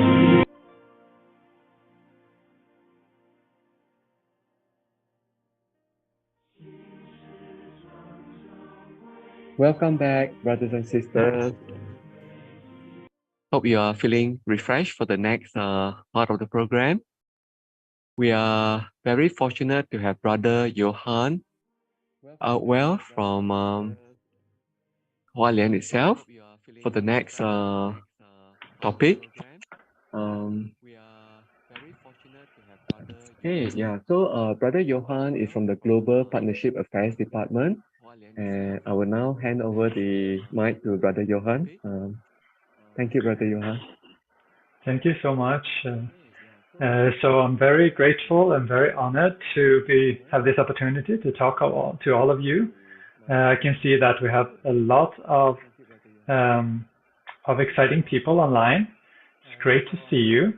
So before I start, I would like to let you know that I will actually do some interaction. So I'm hoping that you will have a chance to participate. So those of you who are at your own computer, you can just type in the chat and I will be monitoring the chat. Then those of you who are in a big group, like I can see from South Africa, the Jingse Hall in South Africa, we have a large number of bodhisattvas. Very, very happy to see all of you. So for you, maybe someone can sit at the computer and type in the chat, and the rest of you can just let them know your thoughts. So I will give the opportunity for you all to contribute to today's session. So today I will talk about the Sustainable Development Goals, which are a very important part of today's world. So let me start. Let me start with the story of a female farmer called Mary. So she is in a developing country and is working very hard to provide for her family and for herself. So in her life, she has many obstacles. So one is that it's been many years of drought, which has made her harvest very poor. And this, it didn't used to be like this, say 20 years ago, 30 years ago. There were always rain when it was supposed to rain, and sun when it was supposed to be sun. But recently, the weather patterns have completely changed. Then Another issue is that there is a lack of quality seeds and equipment for treating the harvest. And what makes it even more difficult is that the laws in the place where she lives prohibits women from owning land. So because she can't own the land, she can't borrow money. And since she can't borrow money, she can't invest in equipment, in irrigation, and so on. Moreover, in her village, or leading to her village, there are no proper roads. So it would take days for her to get her crops to the market if she would like to sell outside of the village itself. So that limits the level of income that she can get from her harvest. Then her children are in a school that doesn't have enough classrooms. They often sit outside for their class, and because they don't have enough teachers, so they can be up to 50 students in one class. And they also lack textbooks, so they have to just take notes of what the teacher is saying. Furthermore, because the water, there is a lack of clean drinking water, so the children often get diarrhea and other illnesses. After dark, there is no light indoors. She doesn't have any electricity, so her children can't study at home. And recently, her father fell ill, but there are no treatments available in the village, and she can't afford transportation to get into town since the roads are so bad. And in the past couple of weeks, she has been very scared because in nearby villages, there have been gangs coming down, and they have been stealing, but they've also been raping women, and there is no police present. So these are some of the difficulties that Mary is experiencing in her life. And those of you who are from different developing countries might have experienced similar issues or know people who experience similar issues. So this kind of stories are very common, and this is the reason why the 17 Sustainable Development Goals were set up. It was to counter this kind of situation. So if we look at this list of goals right here, let me read them all out. You don't have to remember them, but as I read them, you can just look at the pictures. And then I would like you to say which goals, or type in the chat, which of these goals do you feel would positively impact Mary's life? So after hearing her story, what's all the difficulties that she's experiencing, which of these goals would be helpful for her?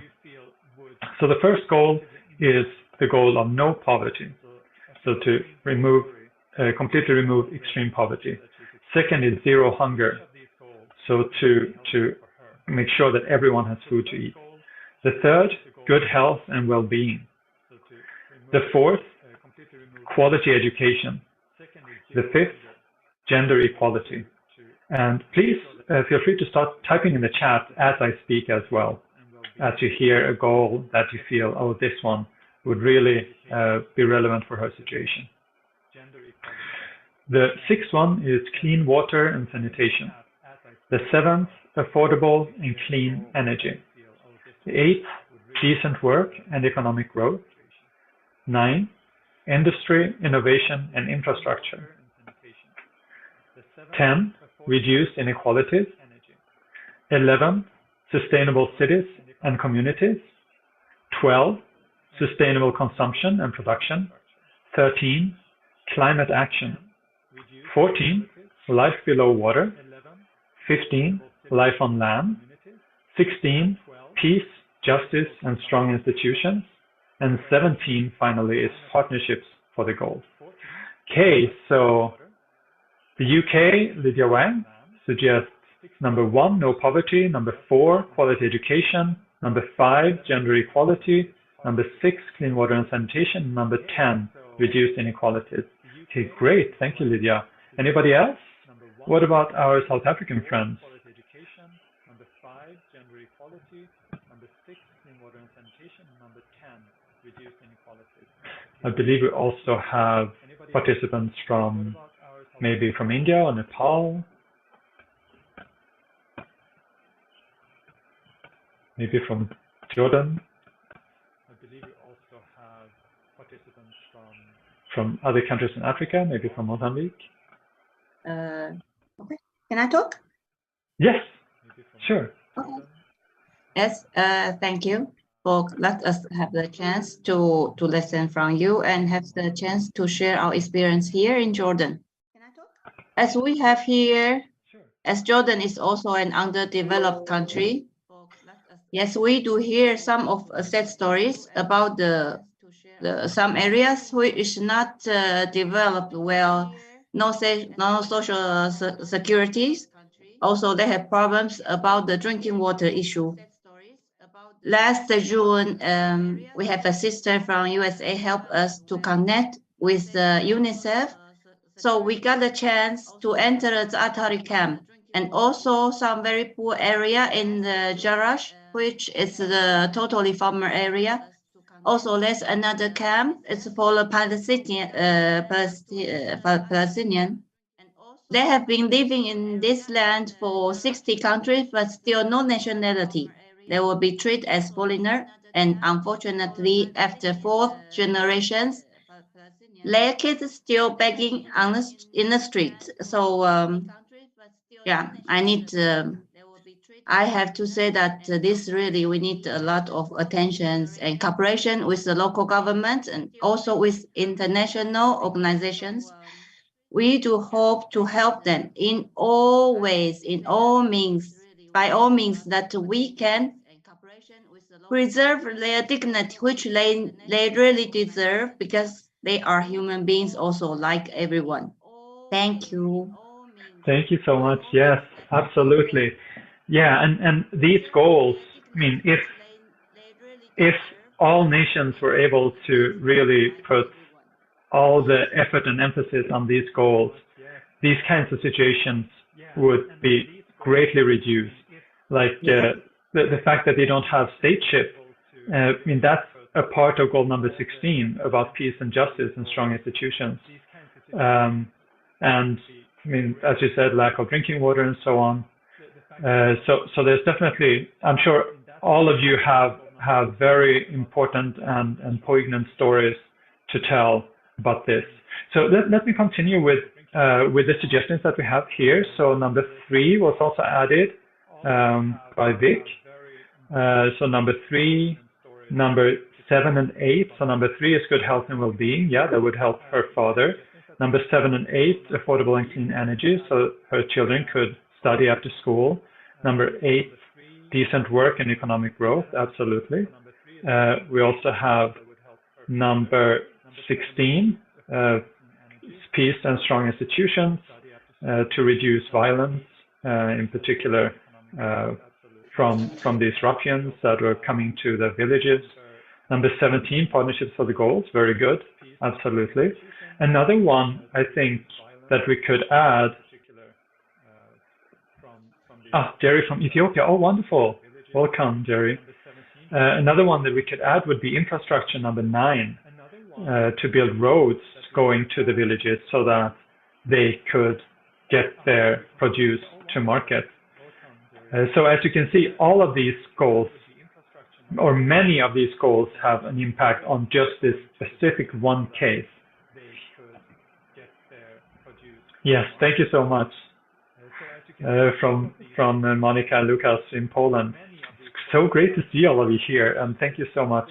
Most in the area of 1, 2, 3, 4, 5. Oh, absolutely. Yeah, 5 is very important, as you point out, because she's not able to own her land. If she could own her land, she could invest in a very different way. So yes, great. Thank you so much. It's so wonderful to have interaction. And thank you so much also, Sister Lamia from Jordan. Oh, sorry, are you from Lamia, or is your name Lamia? I'm sorry. Okay, never mind. Okay, thank you.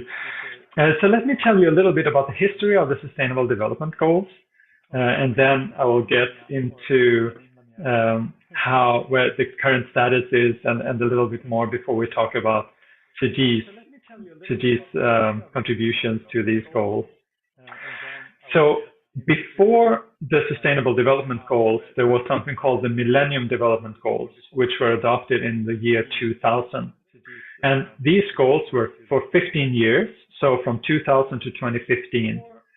So the hope was that all these goals would be completed by 2015. And the Millennium Development Goals, it was 8 goals, and they focused on improving specifically the poorest countries. So reducing extreme poverty, hunger, improving maternal health and child mortality, reducing HIV/AIDS, malaria, tuberculosis, increase access to universal primary education, and a few of these a little bit more specific goals. So how did these pan out? After 15 years, did we have any improvement? So actually, these goals had quite a significant impact according to the analysis that was done afterwards. So this is a really nice article from The Guardian, from the UK, where they had done, where they had calculated and evaluated how these goals, what the results were of the Millennium Development Goals. And what they came out to was that at least 21 million lives were saved due to the increased process, accelerated process, due to having these goals, compared to if the goals would not have been set up. They also found that as many as 471 million people, so almost 500 million people, were lifted out of extreme poverty during this period of time.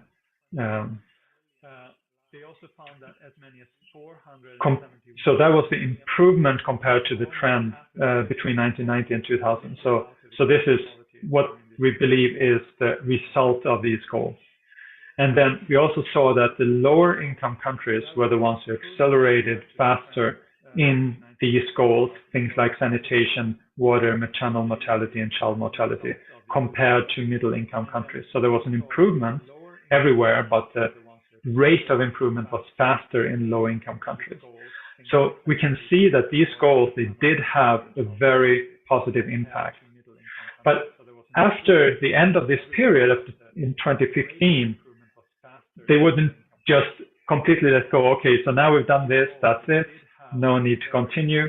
Instead, they wanted to develop a new set of goals that were more inclusive and had an even broader impact. And these goals were developed between 2012 and 2015, so in the years leading up to the end point of the Millennium Goals. And they were created through a very broad process to ensure to include both the rich countries and the countries that were more impacted, even more impacted by these issues, so that everything would be properly included, all voices would be properly included. And these 17 goals were adopted by all 193 countries in the General Assembly. So there were a total of 17 goals across 3 pillars, and I will show them in a second, with the target year of 2030. So just like the previous goals were for 15 years, these goals are also for 15 years. So the target is 2030, and we are right now right in the middle point from 2015 to 2030. So I will show you just a little bit where we are right now with respect to the development of these goals. And the key phrase for these goals is leave no one behind. So the idea is to make sure that everyone will get an improvement. So 3 pillars I mentioned. One is the economic pillar, which includes no poverty, zero hunger, good health and well-being, decent work, infrastructure. Then there is the environmental pillar, which didn't exist at all in the millennium, or it was much smaller in the Millennium Goals.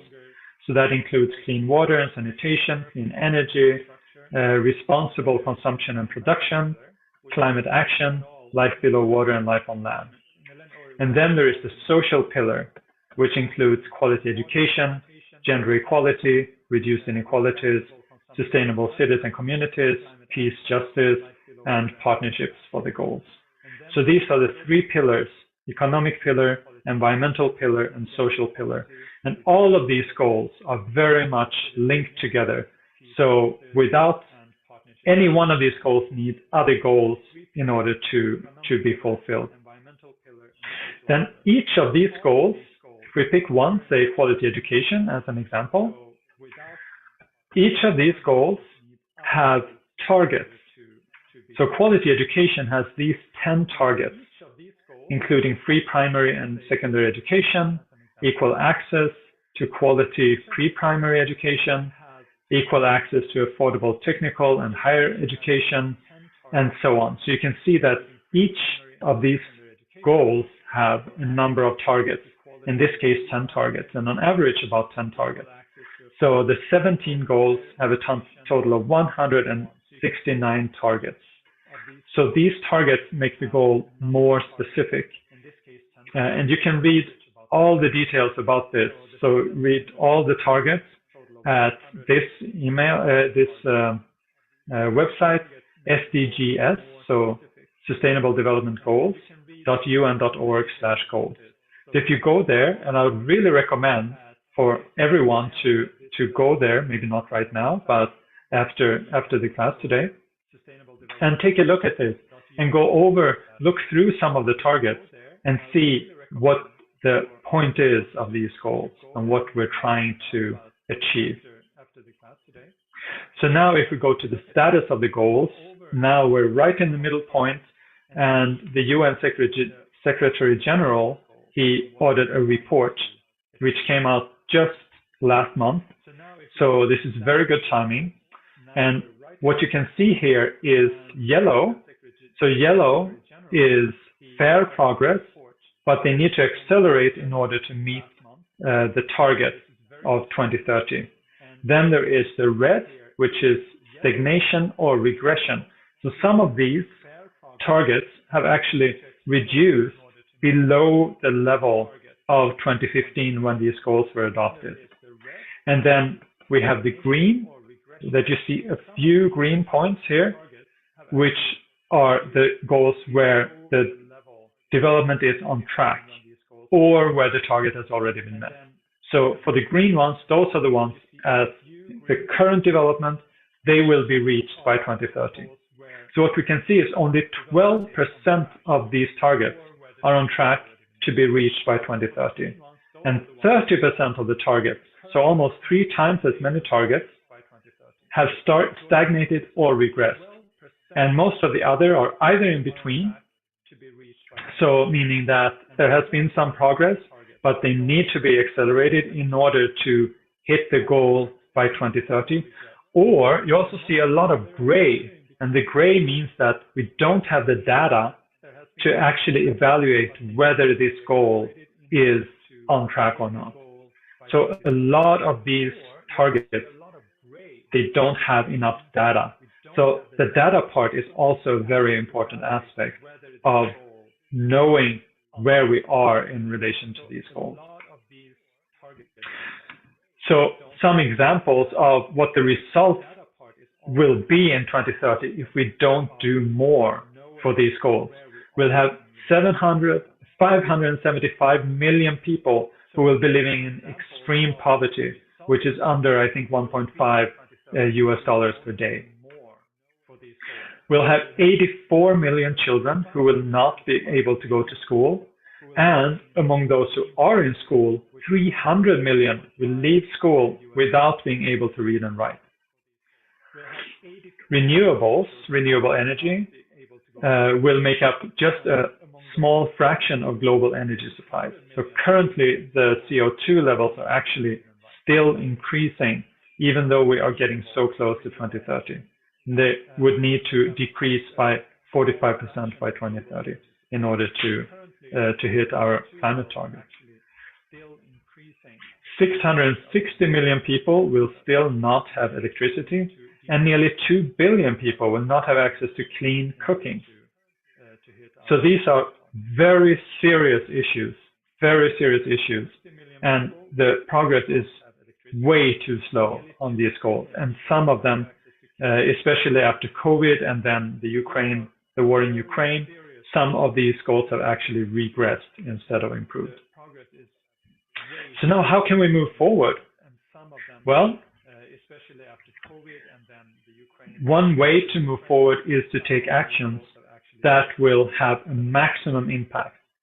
And there are some actions which are well known to really improve the situation very generally.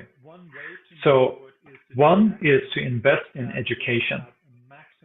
So when you invest in education, the societal level generally increases, and you will have positive impact on the range of goals, including innovation, poverty, hunger, and so on and so on.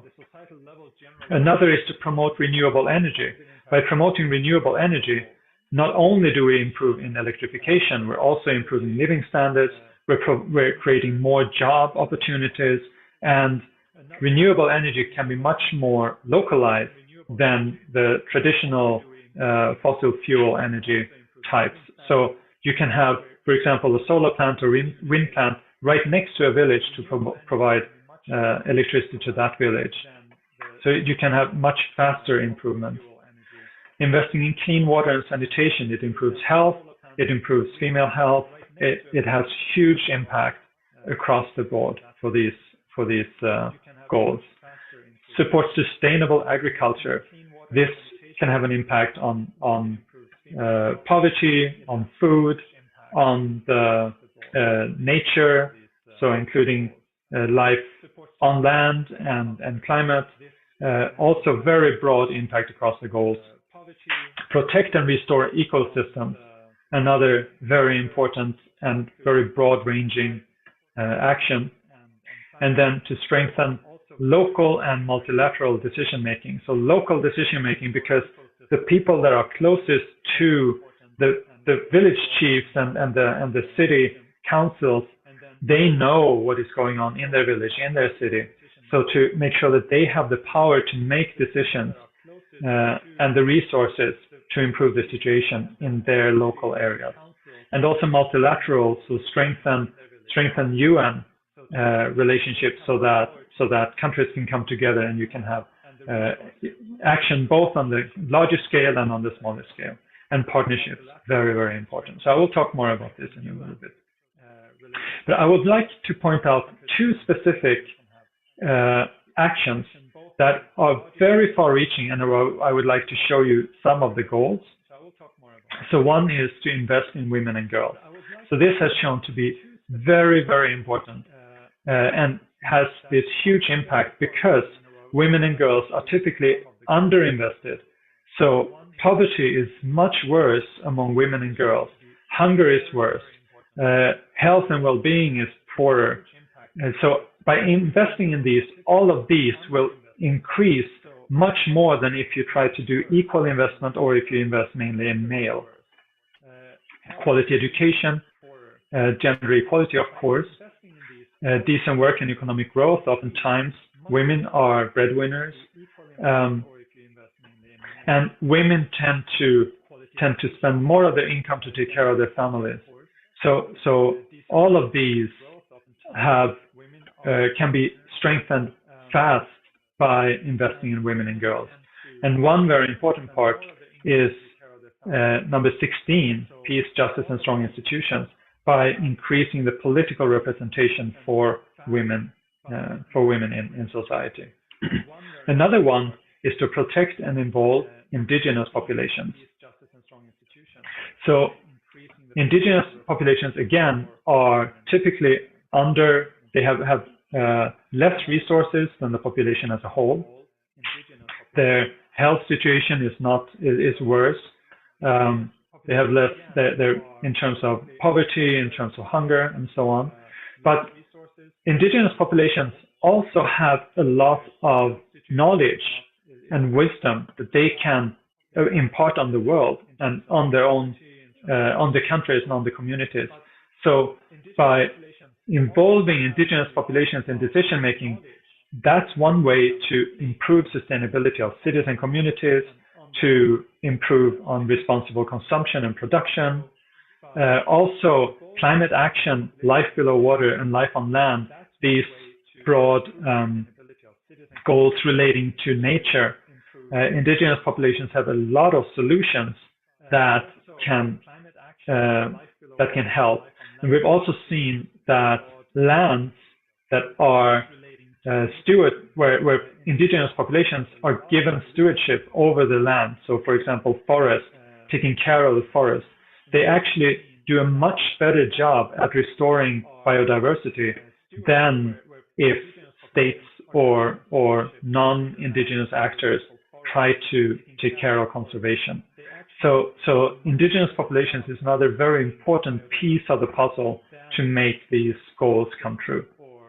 And another one is peace, justice, and strong institutions. And this one is really interesting because it has been seen that when indigenous populations have a bigger voice, then that also strengthens the social cohesion in the country as a whole, because it promotes social harmony and creates a respected identity for the country's citizens. So these are two examples of how relatively limited investment can give very broad impact. So next,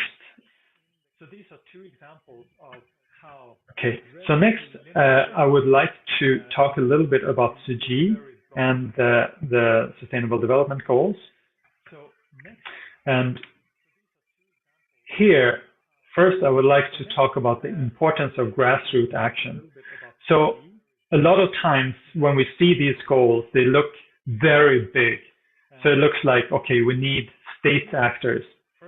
We need the states to do the work on these goals. I mean, how can we individuals have an impact when it comes to these huge things like world hunger or renewable energy or peace and strong institutions, peace and justice? These kinds of things, how can we possibly have an impact? But actually, grassroots action is a key to fulfilling these goals. So one reason is that with grassroots action, we can ensure that all voices are heard. So having people in communities come together to make their voices heard, it ensures that all perspectives are taken into account.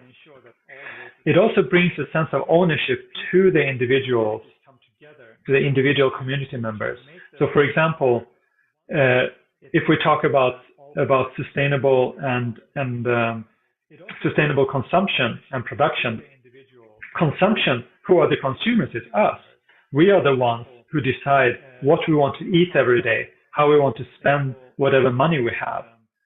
So if each person feels that these goals are part of my responsibility, then we'll naturally take action so that through our own strength, whatever level we're at, we can actually contribute to the goals.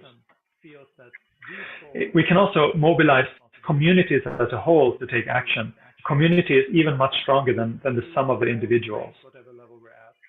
We can leverage the insights of local communities through innovation, through knowledge, things like what I mentioned about the indigenous populations, their knowledge, but also inventions and ideas, entrepreneurship among local communities. And not least, through when grassroots action is taken, when you have a lot of people who are aware of the goals and who want these goals to be fulfilled, then they will naturally put pressure on the decision makers, both locally, nationally, and globally. So grassroots action is really important. And Tzu Chi, as a grassroots organization, we have an enormous power because of our enormous strength, because of our numbers. So with more people who are really engaged, we can make a much bigger difference. So now if we look at Tzu Chi's work, how does it contribute to these SDGs. And I would like to give a couple of examples, and then I will again ask you to contribute and share your thoughts. So some very fairly obvious actions that SDG does in many countries, where we can relatively easily identify one goal that is the main goal for this. So say home visits and family care. We can say that this directly contributes to the goal of no poverty. So we can see that everywhere, wherever SDG is, we are making an impact. We are contributing to the sustainable development of that community through reducing poverty. Tuition assistance programs, they contribute very directly to quality education for these children. If we look at free clinics on TIMA, well, very obvious, right? We're talking about good health and well-being. And if we take a program such as the Water Well program that is being done in Zimbabwe, well, it's obviously that it's helping with clean water and sanitation. But we can also look at our programs in a wider perspective. So take recycling work, for example. So for recycling work, what kind of goals would you say that the recycling work is contributing to? So here, let me stop my presentation for a second and show you this. Here we go. Okay, are you able to see my?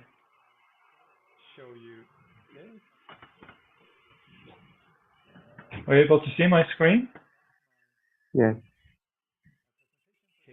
The great. screen is gone now. The share screen. The screen is gone. Okay, let me see what I can do.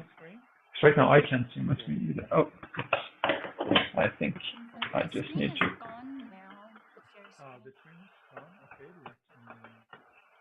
Again. Okay, there we go. Let me do the same thing again. Here we go. Okay, can you see? It says recycling work? No. Okay, let me share screen again.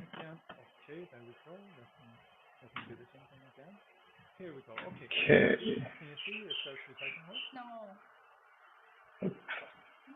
So please don't look at the bottom of the screen. But just think about, okay, what would you, which SDGs would you say relate to the recycling work?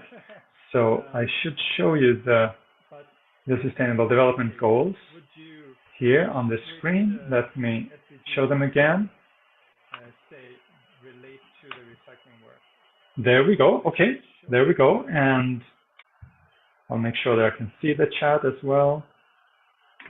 Okay, we have one person. Okay, 11, 13, 14, 15. Very good. Let me copy and paste a little bit here. 11, 12. Okay. 11 is sustainable cities and communities. Excellent. We have 12, responsible consumption and production. Very good. We have wow, so many goals. Okay, all right, excellent. Okay, so actually I was gonna copy and paste, but I think that will take too much time. So I will just go over what you are sharing. So you are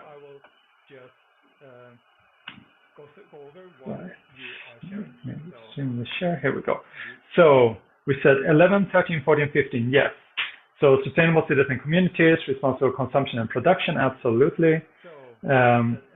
Climate action, life below water, life on land. Very good. We also have 3 and 4, good health and well-being. Excellent. Yes. I know in Taiwan, and I'm sure around the world as well, we are involving seniors in the recycling work, and we have seen that their health has really been improved through participating in the recycling work. For quality education, I think you're probably talking about about environmental education, which is definitely very important. Affordable and clean energy. Yes, for sure. We have 8, 9 decent work in economic growth. Industry, innovation, and infrastructure, definitely on the innovation side, very good. Then we had, sustainable cities and so on. Let me see, any other ones? 6, 7, clean water and sanitation, good. 14, 15. Would anyone say that the recycling mission contributes to goal number 16 on peace, justice, and strong institutions? What would you say?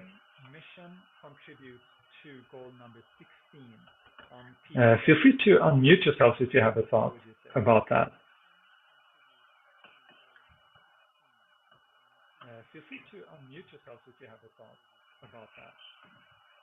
Okay, let me share my thought on this. So I think that because my thought is that because at least in Taiwan, the recycling mission, it is contributing to the funding for Dai TV. So because for Dai television, it's really its programs have the chance to help purify people's hearts, and by purifying people's hearts, telling all these wonderful stories about people, sharing all these wonderful teachings. This is actually contributing to our to peace and peace and justice in the society. So I would say that indirectly through its contributions to Dai TV, it's very clearly contributing to the peace in the society and in the world. And this this part actually I think it's very nicely captured in this phrase, turning trash into gold, and this gold turning into a purifying stream that encircles the world. So that's how I think that our recycling is contributing even to goal number 16. Wonderful. Then another one is vegetarianism promotion. And this is another example that I would like you to share what you think about which goals that this one can contribute to. So let me show you the goals again. Okay. So feel free to start typing. What about vegetarianism? Feel free to start typing.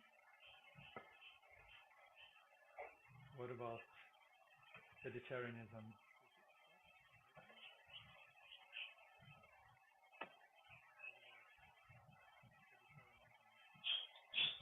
Okay, 2, 3, 7, zero hunger, good health and well-being, absolutely. 7, affordable and clean energy. Maybe. Number 11, sustainable cities and communities.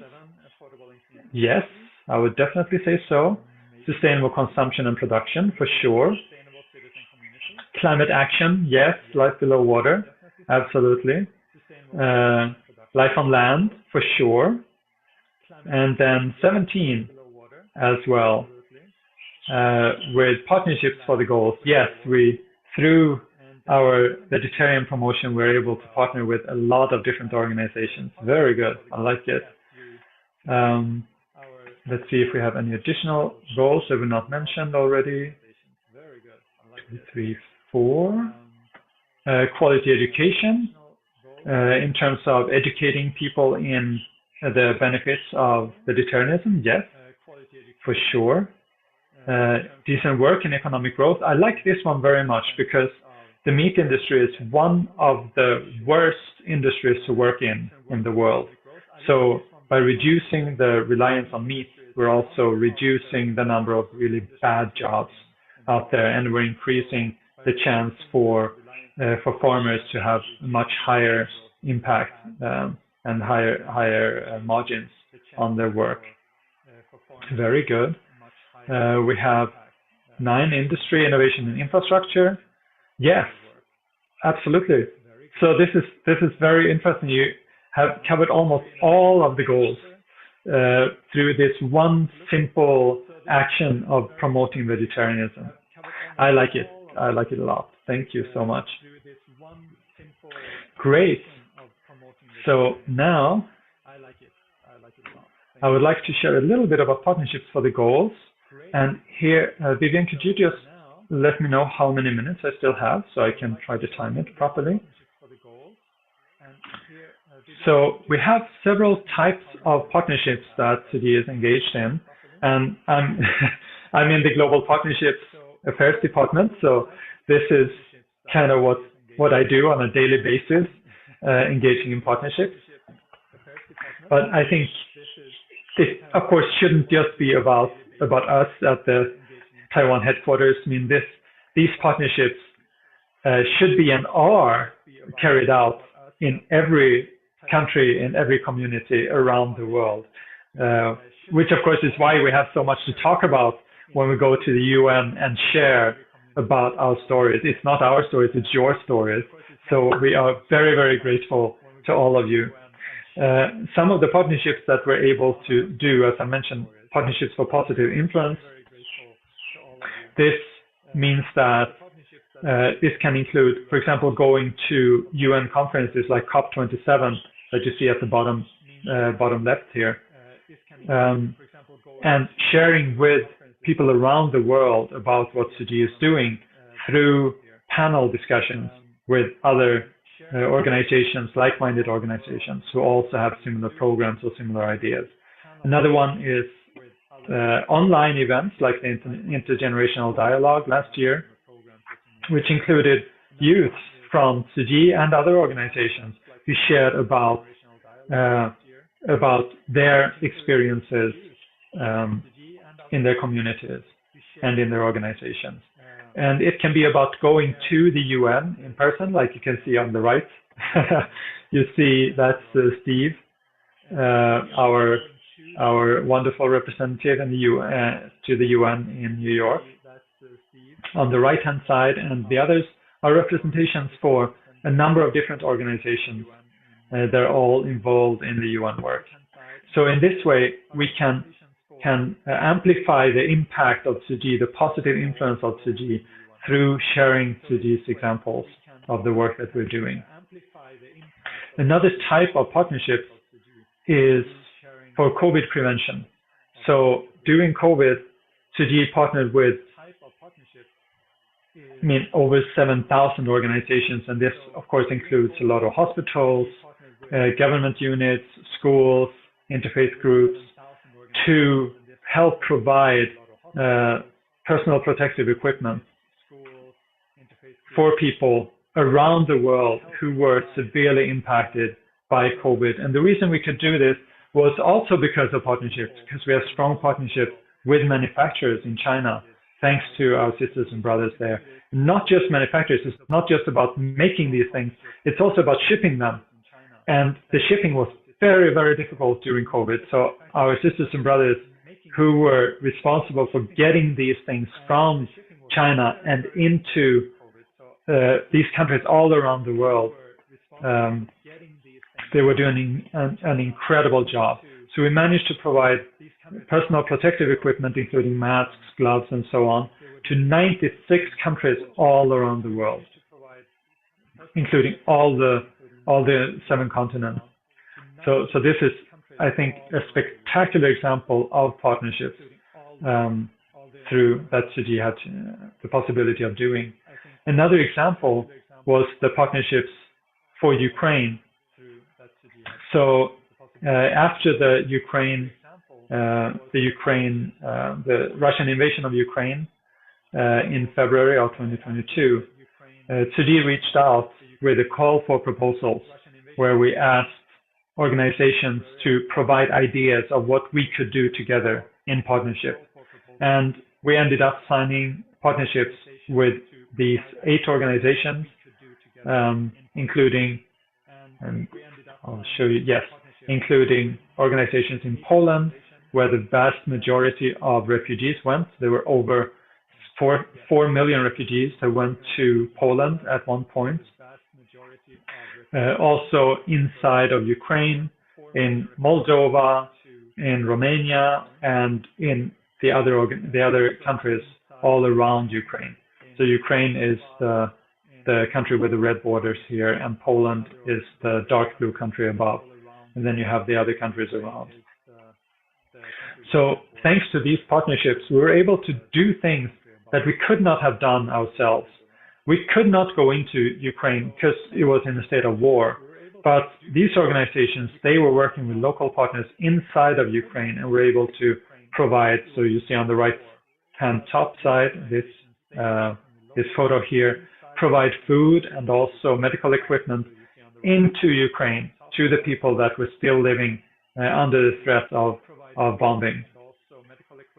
We were also able to help Ukrainian refugees in Moldova. That's the bottom right here. Moldova is the poorest country in Europe, so they had huge difficulties dealing with the tens of thousands, even hundreds of thousands of refugees that came into Moldova from Ukraine. And Israel was one of our partners who had people on the ground in Moldova and were able to help, especially children and mothers. Same thing in Poland. We have programs to provide housing, as you can see on the bottom left. So this is from one of the housing units with about housing for about 50 Ukrainian refugees, long-term housing. And you can see here they're eating together. So they are actually providing food on a daily basis as well. And the top left, you see a class for children, activities for children. So this is a space for children and mothers from Ukraine to come and learn skills to integrate easier in the Polish community so that they can find jobs, so that they can integrate better in school for the children, they can get help with psychological treatment and many other types of services that are helpful for these refugees. And all of these things require network, require skills, including language skills, that Tzu Chi didn't have at the time. And now we're still working very closely together. So our volunteers, now that we start to have Tzu Chi volunteers in Poland, they are working closely with both the Polish Women Can Foundation on the top, Polki Mogą, and the Chameleons at the bottom left to mutually support each other in the work to help the Ukrainian refugees. So as a closing, I would like to say that, first of all, sustainable development needs everyone. These 17 goals are way too important to leave up to just government to take care of. It requires every individual, every group, every community, and every business to take action. We all have a responsibility to create a better world for ourselves, for our children. So I would like to leave you with a call to action for you as Tzu Chi volunteers in each your own countries. So number one, seek local partnerships. So seek partnerships with other civil organizations, with community groups, with businesses, and with local and national governments. So it's not just a matter of putting pressure on the government, it's about bringing something to the table. And this is where Tzu Chi is so strong and so powerful all over the world. So this is something that we can all do. And I really recommend for every single one of you to take this step and work with your local Tzu Chi organization to step out and seek local partnerships. And not just with other civil organizations, but also with communities, with businesses, and with governments. And what can you do? Well, discuss. First of all, talk to each other, talk to your partners, learn together, inspire each other, and most importantly, work together. Think of projects, things that we can do together to really make a real impact. So that's my sharing for today. Thank you so much, everyone, for listening, and thank you so much for really participating through the chat. And I would like to stop here, and I think there should still be some time for Q&A if you have some questions. And if there are no questions, I would also love to hear more of your stories, just like we just heard from Jordan, about how the Sustainable Development Goals can impact your community. So I'll hand over the microphone to all of you now, and I will be here to answer questions. Thank you very much, Brother Johan, for your very inspiring sharing and your reminder to Tzu Chi volunteers around the world to partner and collaborate with other local entities. And thank you for also reminding us of the importance of what Tzu Chi is doing within the context of the United Nations Sustainable Development Goals. Thank you to the participants as well for your participation. I don't know if we have time for one quick question. Sustainable Development Goals. Thank you to the participants as well for your participation. I don't know if we have time for one quick question. Okay. Perhaps on a future occasion then. We have come to the end of today's presentations. We would like to thank all the 4 speakers. And before we end, we should hear from Master directly on her teaching. So we'll share a video from Master Chuen Yen. Hear from Master directly on her teaching. So we'll share a video.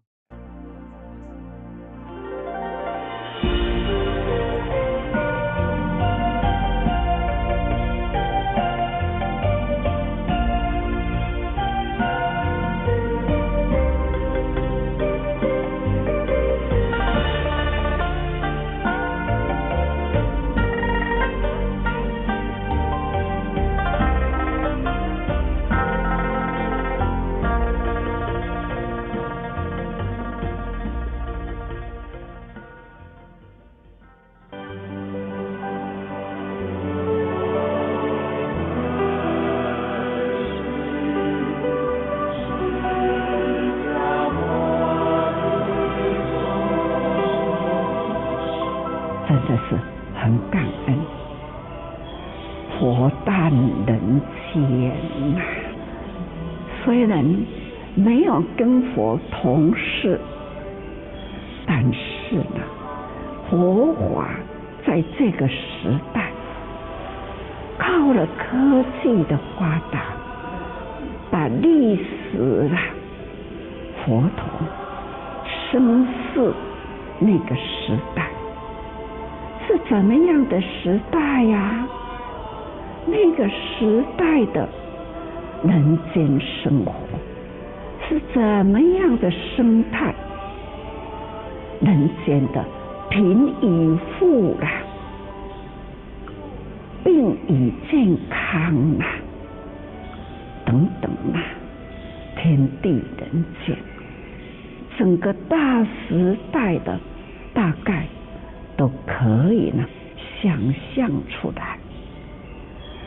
所以我自己呢也对自己说有幸感恩，在这个时代蛛丝马迹去找，也把自己呢融入了那个时代里去体会，而且呢一路啦在现在这个时代去感受感觉到说这都是很有福，把时空拉回来我们的现在，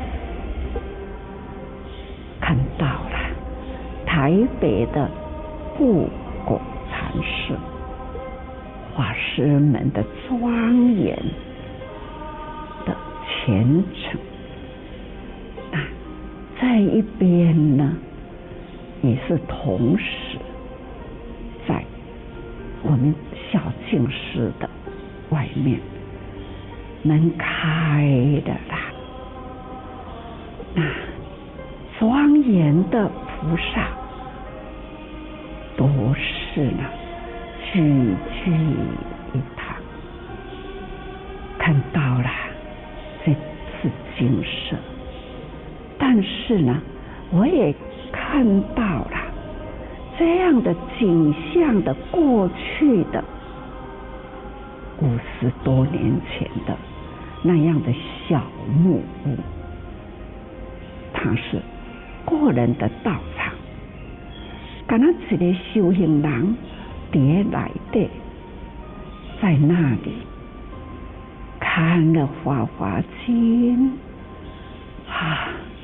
法华菩萨道啊，利益天下苍生，造福人间，这就是一部呢广利天下的一部宝藏，那就是《法华经》，那就是把它笃定了这一条就是要走的路。所以呢，在那个所在看发心理念，从那样的小木屋走出来，慢慢就到了现在呢，看到净师的门呐，那个时候打开了一群修行者，很整齐。那在小净师的广场里，也有4大志业的菩萨、院长、校长、各位主管、执行长，或者是呢副执行长，大家共同在那里引领的我们的同仁呐，好整齐哦。虽然呐有疫情，我们不能没有佛诞这一天，因为有了佛诞呢，带出了人人的虔诚，要带出了人人呢戒慎，所以叫佛诞日啦。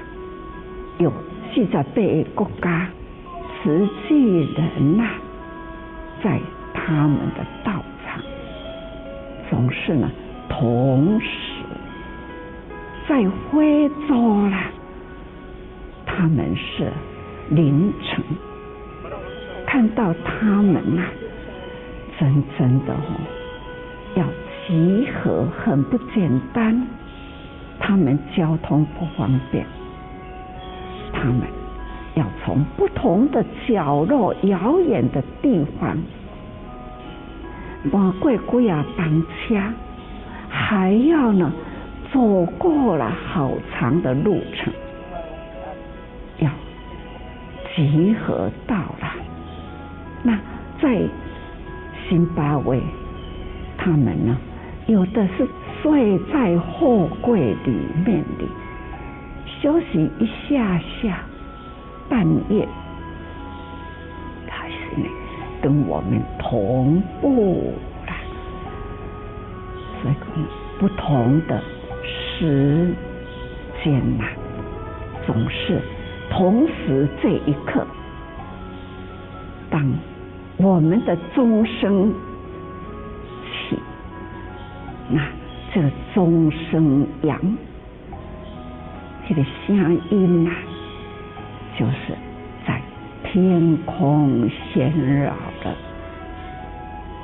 这样就是表示佛法如钟声的悠扬，那响彻了云霄，可以呢把法音啊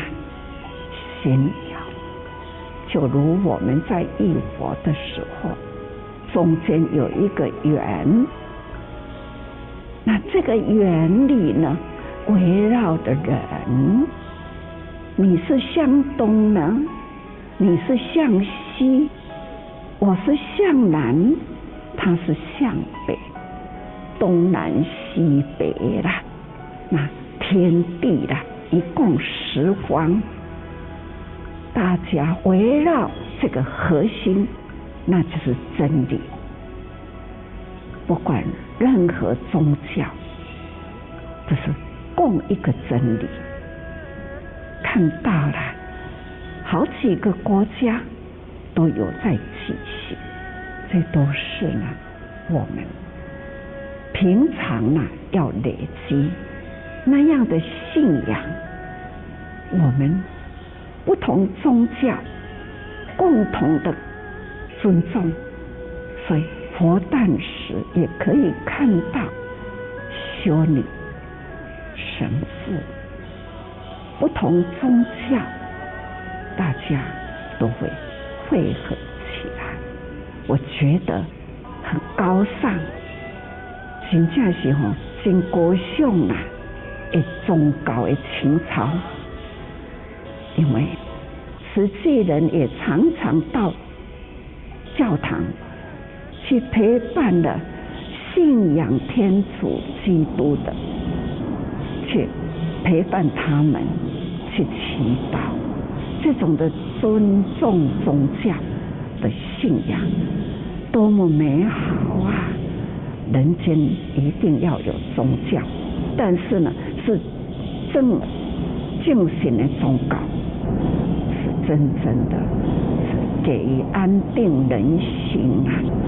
这一波的疫情，我也是在生生呼唤，世间没有什么特效药，没有什么灵方妙药，这一波的灵方妙药，那就是斋戒如数，如数很重要，所以请大家要多劝导如数，因为呢病从口入，如数呢是最好最牢固的防疫，最好最牢固的防疫，它就是灵方妙药。请求慈济菩萨多宣导啊，启发爱心，好的念头多帮助，请大家呢彼此劝述，那身心清净是最好防疫的方法。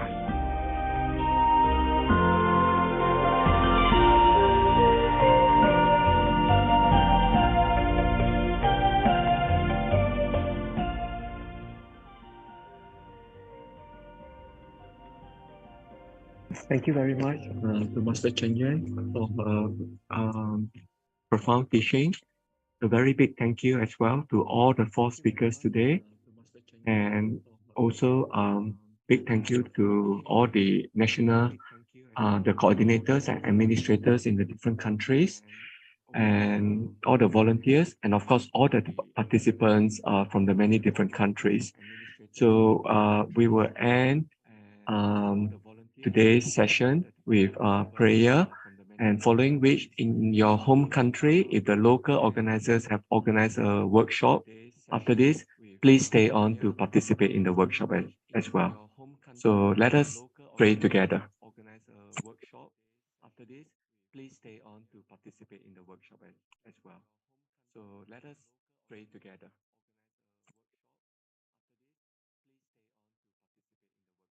In my heart, I feel deep gratefulness.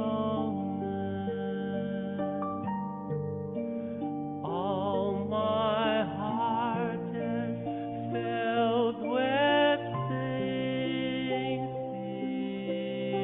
prayer. From all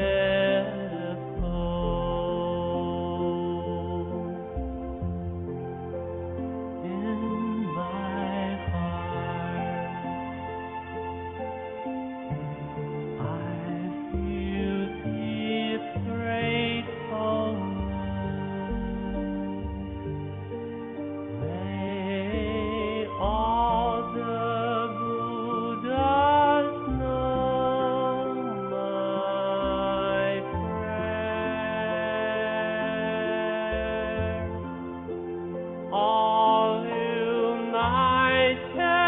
with one heart, that us end our hate with love. May there be no suffering hereafter.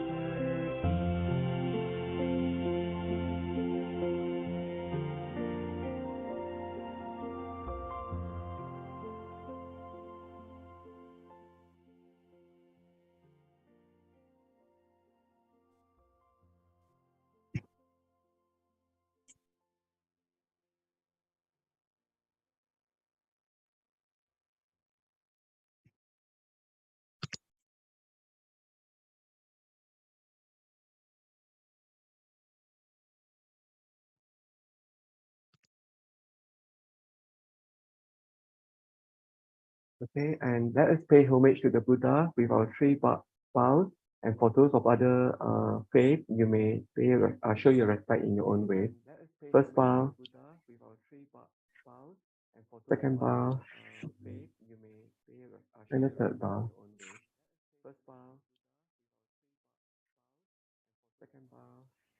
Thank you, everyone. Thank you, and hope to see you all again. Yeah. For participants from Europe and India and any other country where there's a local workshop, please stay on to participate. And okay, and the next English volunteer training online session will be on the 8th of July, Taiwan time, 3 p.m. in the afternoon till 7 p.m. Okay. All right. Thank you very much once again. Have a good week and a good weekend ahead. All right. Thank you very much once again. Have a good week and a good weekend ahead.